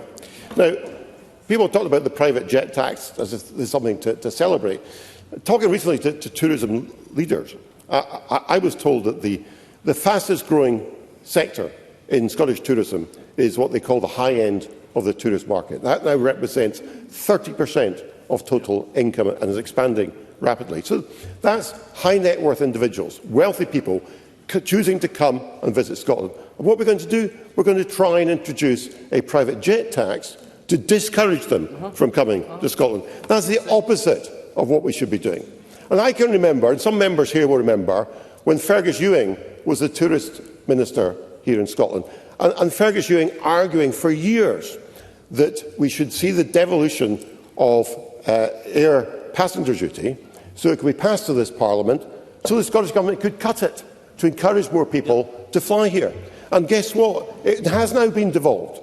We now have air departure tax. And what is the Scottish Government going to do? Are they going to do what that wise man, Fergus Ewing, said? No. And cut it? No. They want to put it up. Yes. They want to make it more difficult for people to come here. They want to damage Scottish tourism. Yes. If only we could get Fergus Ewing back, presiding officer. Absolutely. And we know too that we have a problem with a lack of venture capital in Scotland, because we're very good at generating ideas. We have great spin-offs from our universities. But what they find is, once they get above a certain size, they cannot get the venture capital they need in order to grow. And so many, therefore, end up being sucked away to the Golden Triangle in the south of England or overseas to the west coast of the US. Yeah. And the reason we don't have enough venture capital in Scotland is because we don't have enough venture capitalists in Scotland. Because venture capitalists want to invest in businesses close to where they live. That's why there's a virtuous circle of venture capitalists and growing dynamic tech companies in the south east of England, and we don't have the same opportunities here. And if we send out messages that we just want to tax better off people more and more, we'll drive people away, we'll drive investment away, and we'll lose jobs in those dynamic sectors of the economy. So, presiding officer, what we should be doing instead with our tax powers is, instead of constantly increasing the tax burden, let's make Scotland competitive. And let's look at attracting more wealthy people to come here. Whether they're coming on holiday or they're coming here to invest or set up businesses or purchase property, let's encourage them. Because the fiscal framework that determines the overall level of the Scottish budget, that depends on relative income tax performance between Scotland and the rest of the UK. If we have more high net worth individuals in Scotland paying more tax, we generate proportionately more money to fund our public services. That is the approach we should be taking, not wealth taxes that will raise very little, cost a fortune to collect, and drive away the very people, businesses and capital that Scotland needs. That's the point made in our amendment today, and I'd encourage the Chamber to support it. Thank you. I call on Kate Nevins, who is making their first contribution, to be followed by Daniel Johnson. Kate Nevins. Thank you, Deputy Presiding Officer. It's such a privilege to be here and to represent the Edinburgh and Lothians East region. Thank you to everyone who cast their vote for us in this election, as well as to all the incredible activists and supporters who helped knocking on doors, posting leaflets, putting up posters and sharing Gen Z green memes that I mostly did not understand. I am so proud of our campaign. It was a campaign that, as Iris mentioned, that ran on the energy of hope rather than hate, where we stood together in solidarity with those most marginalised by the current system and fought together for a fairer, greener and more just future for Scotland. And I am excited to carry this energy into Parliament with me. Thank you also to Alison Johnston, my predecessor on the Lothians list, who has been an inspiring presiding officer for the past 5 years, as well as leaving an incredible green legacy as an MSP. I realise that some of you may already be aware of me as the newly elected MSP with some rather radical ideas about the world. And maybe some folk feel a little trepidatious about me. And that's okay. I don't expect everyone here to agree with my worldview. In fact, I welcome difficult conversations that help us progress through complex topics where perhaps none of us have the answer alone. And what I hope and what I believe to be possible is that we find areas where we can work together to improve the lives of people in Scotland, to bring care, collaboration and kindness to the heart of this Parliament. And if there's one area where that work is most urgently needed, it is this: addressing wealth inequality through a fair taxation system and properly funding our public services. This has to be central to what we do together over the next 5 years. The vast majority of us in this chamber were elected on manifestos that promised to reduce poverty and inequality. This simply can't be done without sharing wealth more fairly, without asking those who have too much to share more with those who have too little. And the public agrees. Research by the Wellbeing Economy Alliance shows that the vast majority of people in Scotland want to see the wealthy paying more taxes, not less. As others have mentioned, the wealth inequality we have in Scotland is huge. The top 10 wealthiest individuals and families in Scotland are worth more than 23 billion combined, more than the total amount raised through Scottish income tax in a single year. This is not a natural state of affairs. This is a political choice, and it has to change. Some political parties are keen to blame migrants for Scotland's problems, but it is the presence of billionaires, not migrants and refugees, that shows us something is wrong with our economy. If some of us have enough money to hoard houses and yachts, while others struggle to feed our families or heat our homes, then that is a sign of failure, not of success. I too welcome the progress made towards a private jet tax and a mansion tax, but we do also need to be bolder and braver and make the absolute most of our revenue-raising powers in Scotland. It took 18 years for us to use our income tax powers. We cannot afford to be so slow again. We need to urgently consider an Amazon tax to support local businesses and to scrap the outdated and regressive council tax in favour of a fairer alternative.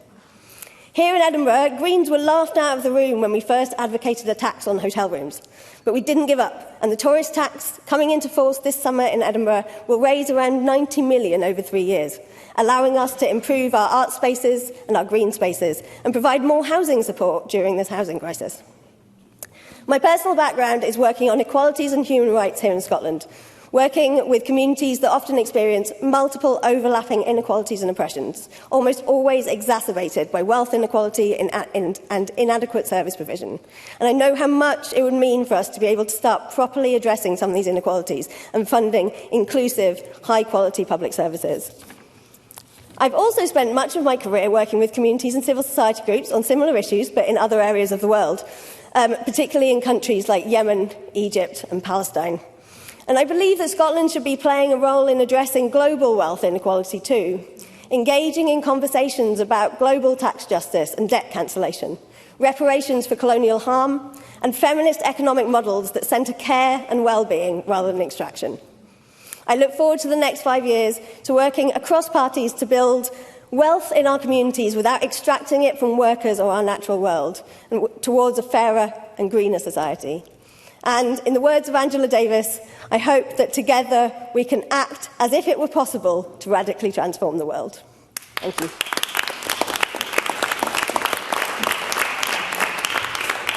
I call Daniel Johnson to be followed by Thomas Kerr. Thank you very much, Deputy Presiding Officer. Can I welcome you to your position, and also can I welcome the Deputy First Minister to hers. I look forward to working with her in the constructive way that we did in the last Parliament. But above all else, can I congratulate all the members who spoke for the first time today. There's been a few too many to name-check you all, but can I just say to Katie Hagman, given the quality of the contribution from the new members, I think it's the returning members who should be nervous, not the new members. But look, I do have to begin my comments with something I didn't want to do, but to confront some of the comments made by Malcolm Offord, because, frankly, they were ridiculous. First of all, it should come as no surprise that Labour believe in creating opportunity through better work and better pay. Secondly, he should actually read the Milburn report, because it calls for government intervention to bridge the structural gap that gets in the way of so many young people in the world of work. But above all else, shoehorning a racist dog whistle claim of two-tier justice in the light of what has happened in Southampton is outrageous, and it is irresponsible. And no, I will not take an intervention from the member, because if he thinks that second-rate racism like that will stand in this Parliament, he is sorely mistaken. He can sit down. He can sit down. He can sit down. Mr Johnson. And it's a shame, because this is an important debate that we have to have about how we can develop both sustainable... if I can continue my point, and you can see whether it's relevant or not. We have to have this debate about how we grow the economy, but we also develop sustainable funding for our public services. And I would say more broadly to the parties to the right, is that they have to understand that it's not either-or, that you can't cut your way to growth, that actually growth does require good quality public services. We need our schools to teach the right skills and knowledge. We need hospitals so that people can get better to return to work. And we need good roads so that goods and services can travel from point A to point B. You don't have either or, you need both. But I would also say to the government, it does require some candour. And I think their inability to even acknowledge the performance gap that's been outlined by the Scottish Fiscal Commission over a number of years is worrying. That £800 million gap is, in their words, the gap that arises primarily because of slower earnings and employment growth in comparison to the rest of the UK. That is the definition that the Scottish Fiscal Commission set out. So if we want to make progress, both in terms of economic growth but also sustainable public finances, we have to at least start by acknowledging that. We also actually have to acknowledge the longer-term growth. Now, I'm happy, before Ivan gets to his feet, to acknowledge that last year growth in Scotland was 1.4%, but that was only 0.1% higher than the UK. The rest of the previous 10 years, from 2014 to 2024, Scottish growth was 8%, while UK growth was 14%. We have to think about why we are lagging and how we can make that up, because economic growth is important. I think Willie Rennie's contribution was absolutely right. We are not going to tax our way to growth or tax our way to sustainable finances, but it's actually more important than that.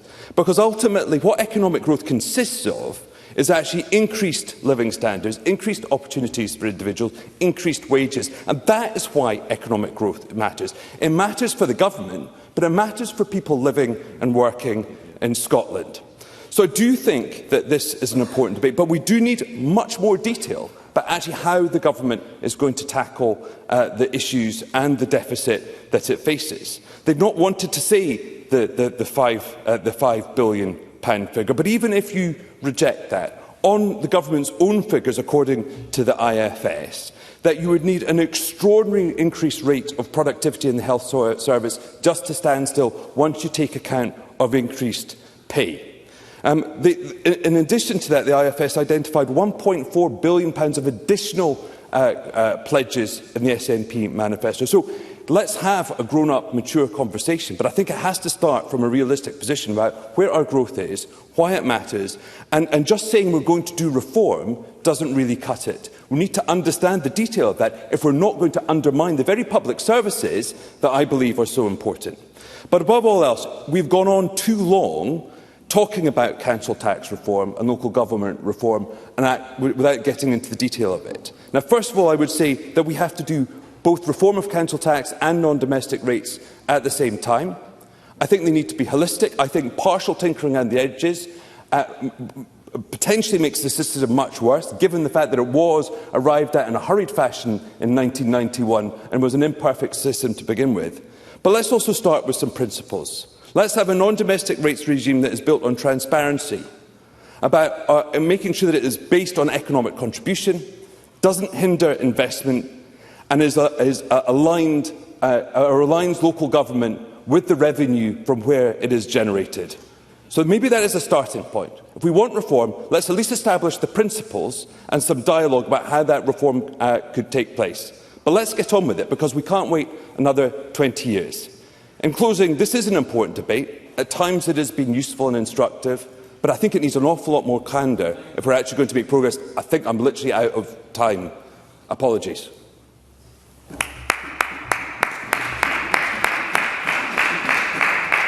Thank you. I call Thomas Kerr to be followed by the Minister. Thank you. Thank you, Deputy Presiding Officer. And before I start my remarks, can I say to Mr Johnson, if you're going to hurl abuse across the chamber, childish, petty insults, the least you can do is be decent and allow an intervention to come back rather than hide away from it. Shameful. Mr Kerr, but I would say... Could you sit down? Sorry. I remind the chamber that it's up to the member who is speaking whether or not they wish to take an intervention. Mr Kerr. I would say, though, it was interesting to see a leadership bid in this. If I was Mr Sarr, I'd be watching out. Now, Deputy Presiding Officer, it is a privilege to speak in this debate and to follow my friend and colleague who has done the speech to start with, Kim Schmillian, who made an impassioned speech, and I cannot wait to see her contribution to this chamber over the next 5 years. Now, Deputy Presiding Officer, I know all too well what it's like to grow up in poverty. No, I'm not interested, thanks. As many of you know, I grew up in one. I think I just said it's up to the Speaker to decide if we want an intervention. I ain't interested in irrelevant nonsense. We'll hear the person who has the microphone, which is Mr Kerr, just now. It's up to myself to take intervention. I ain't interested in irrelevant nonsense from a has-been party. Now, I know all too well what it's like to grow up in poverty. And as many know, I grew up in one of Scotland's most deprived communities, Cranhill, in Glasgow's East End. This is a community that saw first-hand the devastation that arrogant politicians, many of whom still sit in this chamber, caused to communities like mine, where poverty and addiction were normal and social mobility was a dream, not a reality. And that's why I got involved in politics, to ensure no child grew up believing they couldn't achieve their potential simply because of their background. And that leads me into this debate, because I know that work pays. It was instilled in me as a child by two amazing hard-working role models that I had growing up, and that was Tam and Margaret Kerr, my grandparents. They made me who I am and taught me that hard work isn't a slogan, it's vital in life.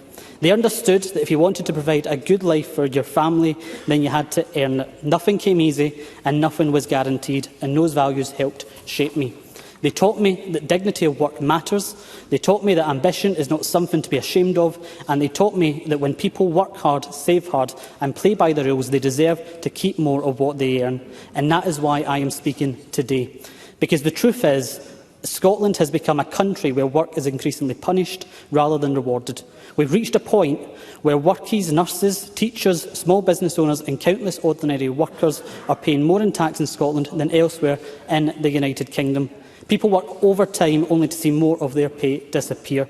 And nobody deserves to have the taxman at their door when they've worked their backsides off to provide for their family. The route out of poverty has never been dependency. It has never been creating more barriers between aspiration and achievement. It has, and it always will be, work. A job equals a growing economy. I'll take one from the Cabinet Secretary.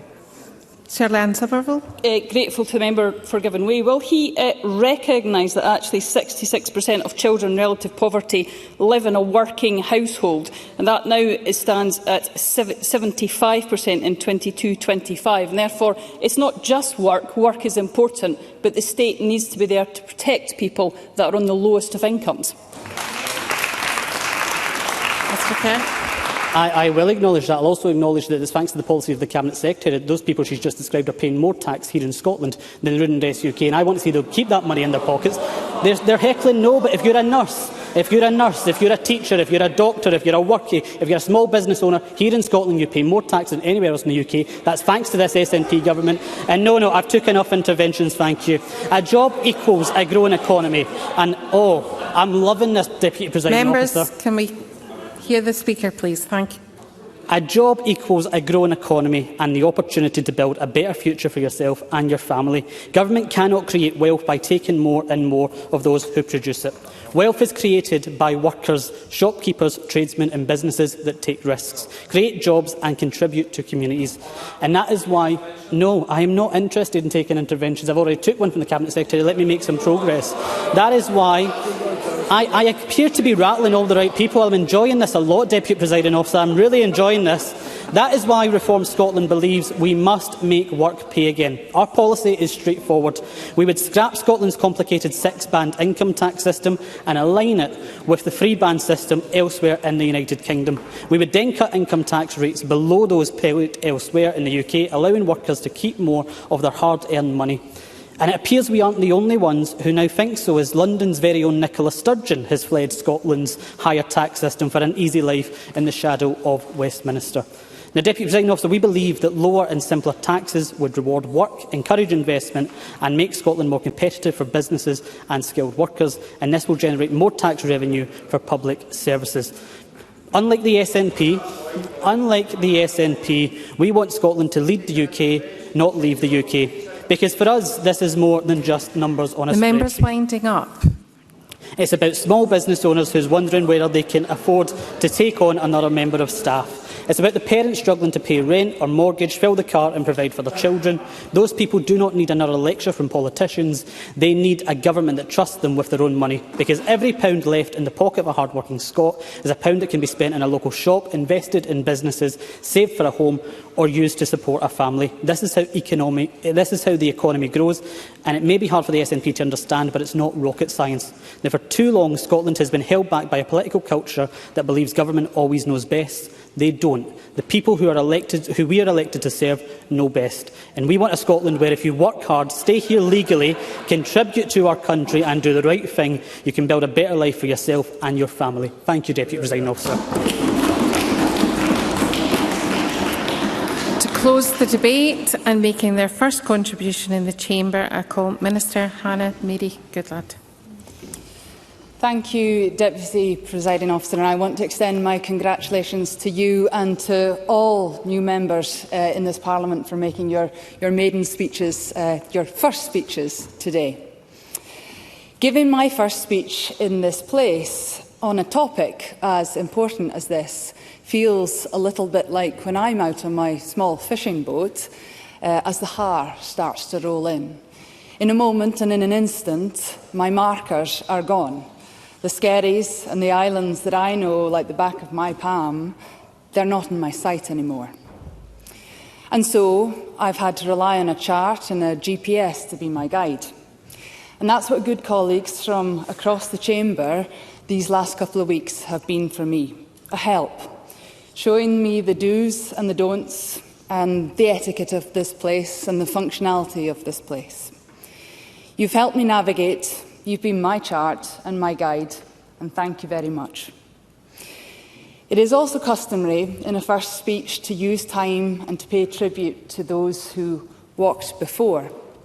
And I do that warmly and with enthusiasm for Beatrice Wishart, who proudly and diligently and hard-working served the islands of Shetland in this chamber.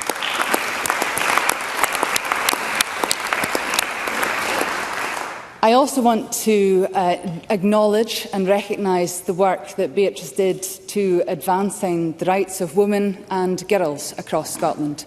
That was a passion of hers, and she was the first elected Member of Parliament or Member of Scottish Parliament in Shetland that was indeed a woman, and that had paved the way for many young women and girls who came after her. No mean feat, to be honest. It is my greatest joy to take this seat in the place of work and to be able to do the best of my ability for our beautiful home, the Shetland Islands. But Shetland is more than just beautiful. Our character is resilient, it is innovative, it is hugely ambitious. Someone once described to me Shetlanders as a muckle parton in a creel, and when he bursts on to the side of it, there'll be no slipping it until he's afore time. Basically, when Shetlanders get an idea, we run with it, with a tenacity and a determination that is unrivalled. The tenacity of the place and the people inspire me every single day. And one of the best examples of that inspiration was the ZCC Act of 1974. The ZCC Act was perhaps the most transformative piece of legislation our islands have ever seen. Oil was discovered off our shores, and the elected representation of the time decided that this newly found wealth should work for the people of Shetland. And importantly, that we should have control over that wealth. They didn't wait around to be handed their lot. They took their chance and they created opportunity. Those that crafted that vision were ridiculed. They were told it would never work. They were told that Shetland was too small, too remote, too weak, too naive. Get back in your lane and know your place. Does that sound familiar? But it did work. And over the years, their vision has created a substantial community wealth, which we have invested in our infrastructure, in our public services, charities and third sectors. A group of small islands at 60 degrees north punched above our weight big time. And we didn't accept no for an answer and had unbounded stamina, and we persevered. It's an attitude that Scotland can learn from. It's an attitude that Shetland needs to find once again. Because at the heart of that attitude is about the kind of society we want to create. What kind of Scotland do we want the next generation to inherit? And I want to move on to the substance of the debate today, because this is exactly it. It is about what kind of society we want the next generation to inherit. I thank and I commend all the first-time speakers today. It is not an easy position to be in, and everybody did a sterling effort and added to the substance of this debate. There are three themes that I have picked out. One is on cross-party collaboration. I could feel that in the chamber today. This idea that this is the Parliament, the telltale Parliament, where we will deliver real progress on massive issues that will be determining the success of our time. I think it was Michael Mara that mentioned that this will be the defining moment of our time, and the potential that lies ahead on getting this right is massive. So I really welcome the cross-party collaboration and talks and debate and discussion that will lie ahead. And that won't just happen in a budget sense, but that begins now. The potential that lies ahead within regards to public sector reform is vast as well. Moving towards more of a preventative model with joined-up thinking and services and efficiency right at the heart. And we'll hear more about that next week. I give Willie Rennie a commitment to detail, a commitment to be as boring as we can be. And I really look forward to seeing what an excited Willie Rennie does look like. So we'll go on that.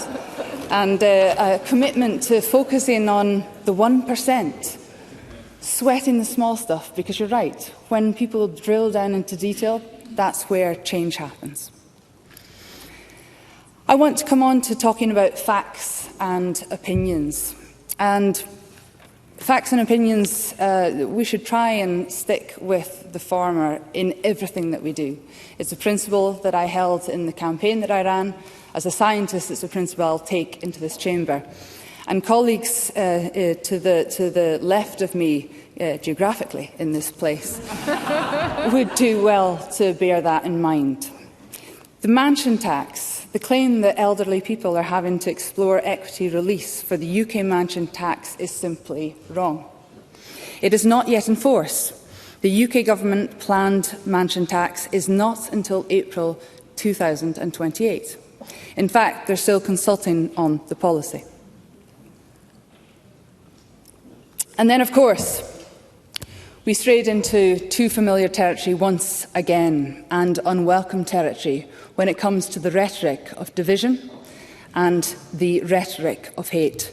I have no idea in my mind what a homegrown Scot is, and I have no idea in my mind what our own people are. And that kind of rhetoric has no place in what a welcoming Scotland is. We have a history.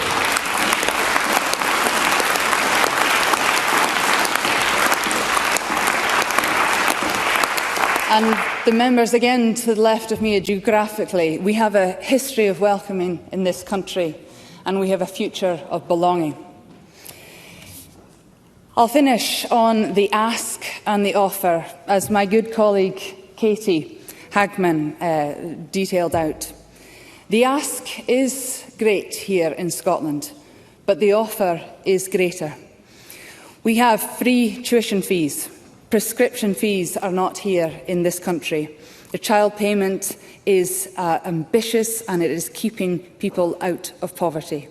We have a nationalised rail service and Scottish Water. We have a majority in this Parliament made up of different parties who have stood on manifestos for a progressive tax policy, and the voters have returned those parties in significant numbers to this Parliament. So let's give the voters the credit that they deserve and zoom in on that. Presiding Officer, in Shetland, when we go to sea, we understand something important. You can only navigate with the tools that you have on board. You know where you want to go, but if someone else controls the engine or decides which fuel you're going to have, there are limits on how far you can steer. And that is the challenge that we face today.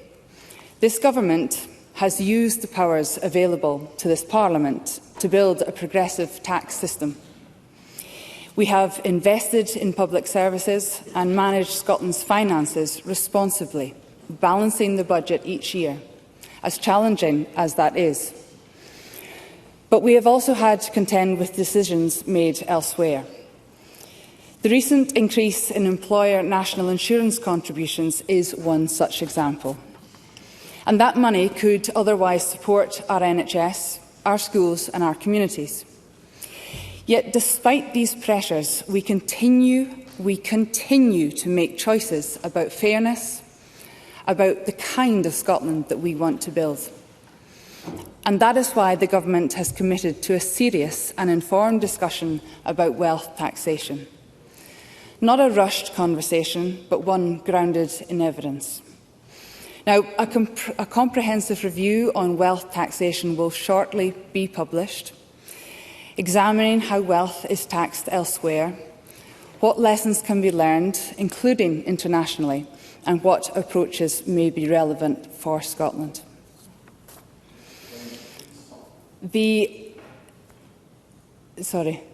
Winding up. Okay.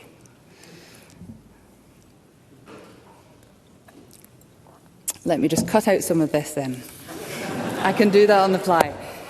And I'll make sure that I feed back in future that things have to be shorter. Basically, in 5 years from now, I want to look back on a different kind of Scotland, a Scotland more at peace with itself, and a country where public services are strong, sustainable and accessible. 5 years from now, I want us all to be able to look one another in the eye, knowing that we have pushed the boundaries to create a better country, and that we have held the 4 words on the front of this Parliament, on the mace, in our hearts and minds every single day. Wisdom, integrity, justice and compassion. These 4 words are as good a compass as any on a misty day when the Har rolls in for navigating what is ahead. Thank you.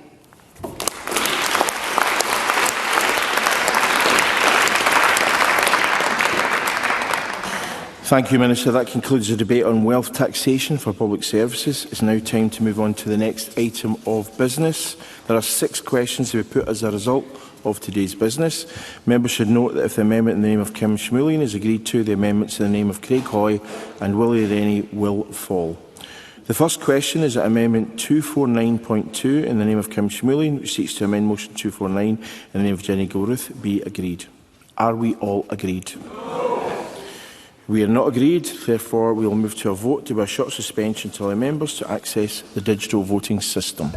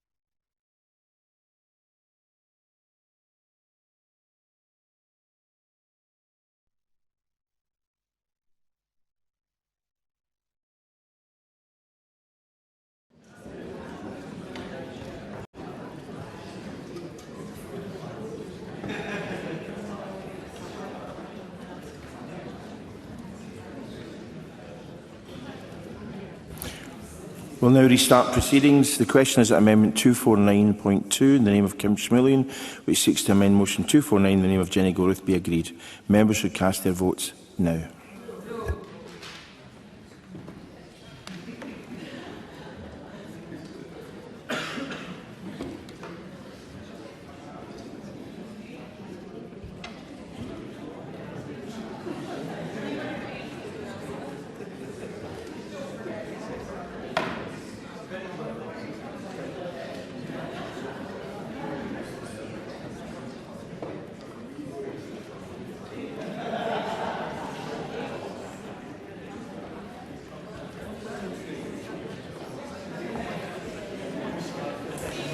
The vote is closed. Point of order, Mary McCallan.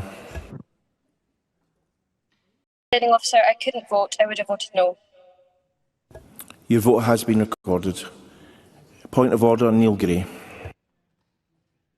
Presiding Officer, I couldn't connect. I would have voted no. Your vote has been recorded. Hannah Mary Goodlad.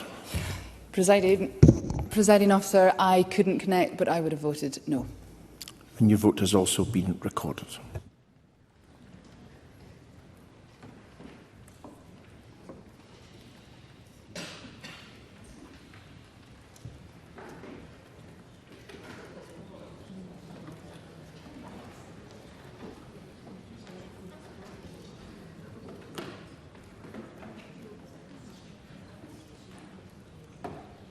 The result of the vote on amendment number 249.2 in the name of Kim Schmullion is yes 16, no 94. There were 10 abstentions. The amendment is therefore not agreed.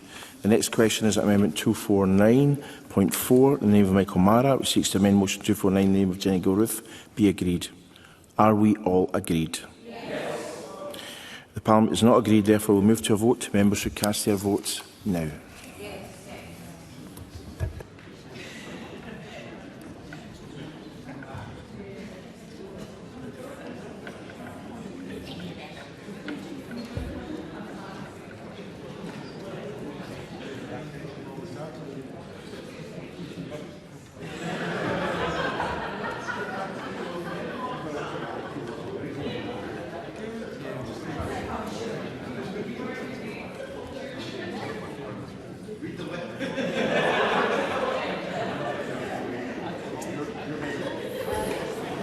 You going to let us in on the joke, eh? Point of order, Mary McCallan. Sorry, Presiding Officer, I couldn't vote. I would have voted yes. The ghost of Mary McCallan speaks. Your vote is recorded.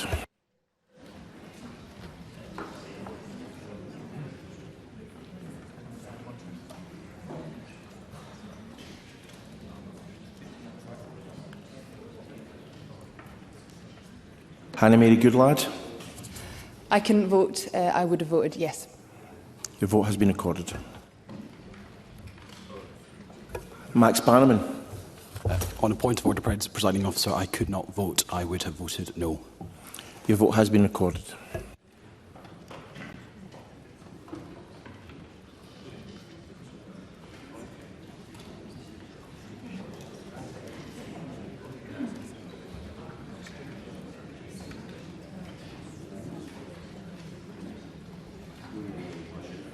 The result of the vote on amendment number 249.4 in the name of Michael Mara is yes 95, no 27, and the amendment has been agreed. The next question is amendment 249.1 in the name of Patrick Harvie, which seeks to amend motion 249 in the name of Jenny Gilruth. Be agreed. Are we all agreed? The Parliament is not agreed, therefore we move to a vote. Members should cast their votes now.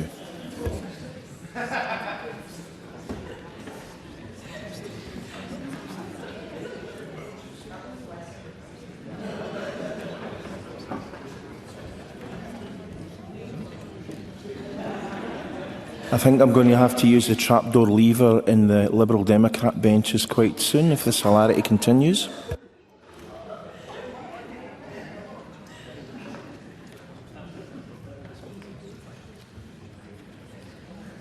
Shame the Crocs were hungry too. The vote has closed.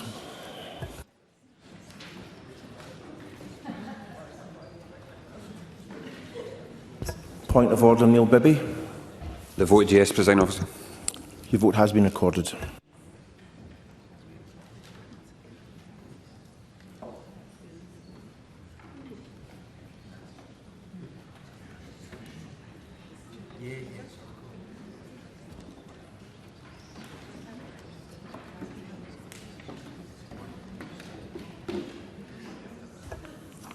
They voted yes 30, they voted no 37, there were 55 abstentions. The amendment is therefore not agreed to.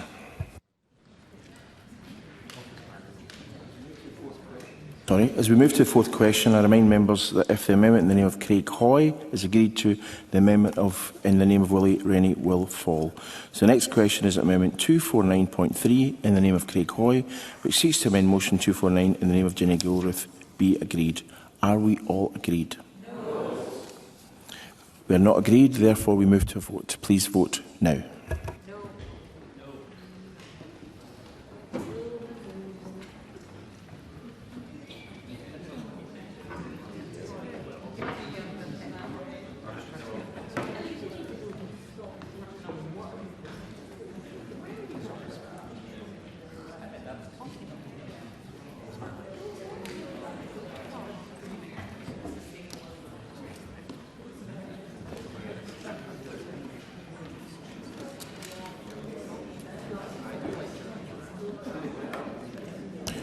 Voting is closed.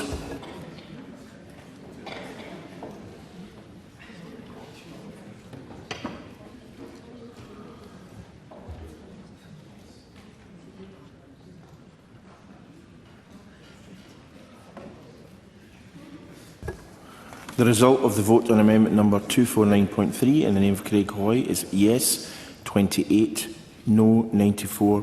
The amendment is therefore not agreed. The next question is amendment 249.5 in the name of Willie Rennie, which seeks to amend motion 249 in the name of Jenny Gilruth. Be agreed. Are we all agreed? The Parliament is not agreed. Please vote now.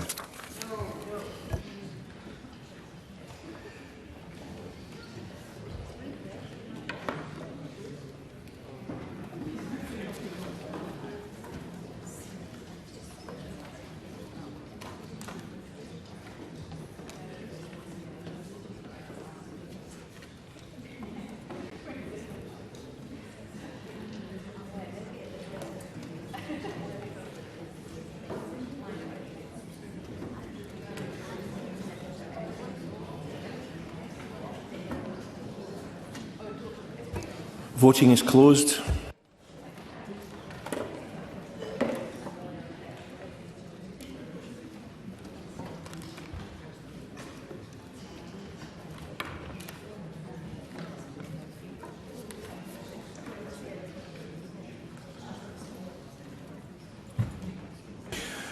The result of the vote on amendment number 249.5 in the name of Willie Rennie is yes 52, no 69. The amendment is not agreed.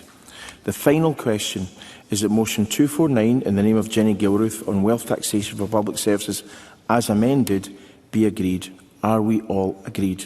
Yes. We are not agreed, therefore we'll move to a vote. Members should cast their votes now.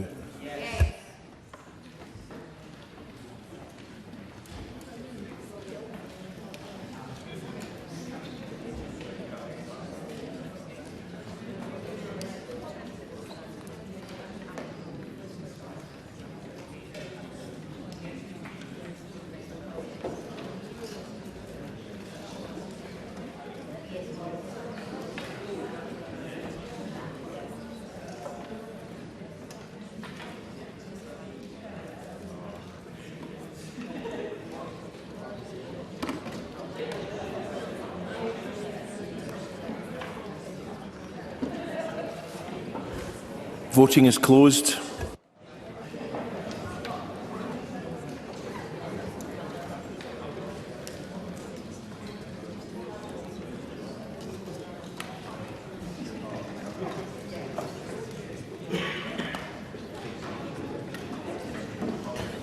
The result of the vote on motion 249 in the name of Jenny Gilruth as amended is yes 84, no 28. The motion as amended is therefore agreed.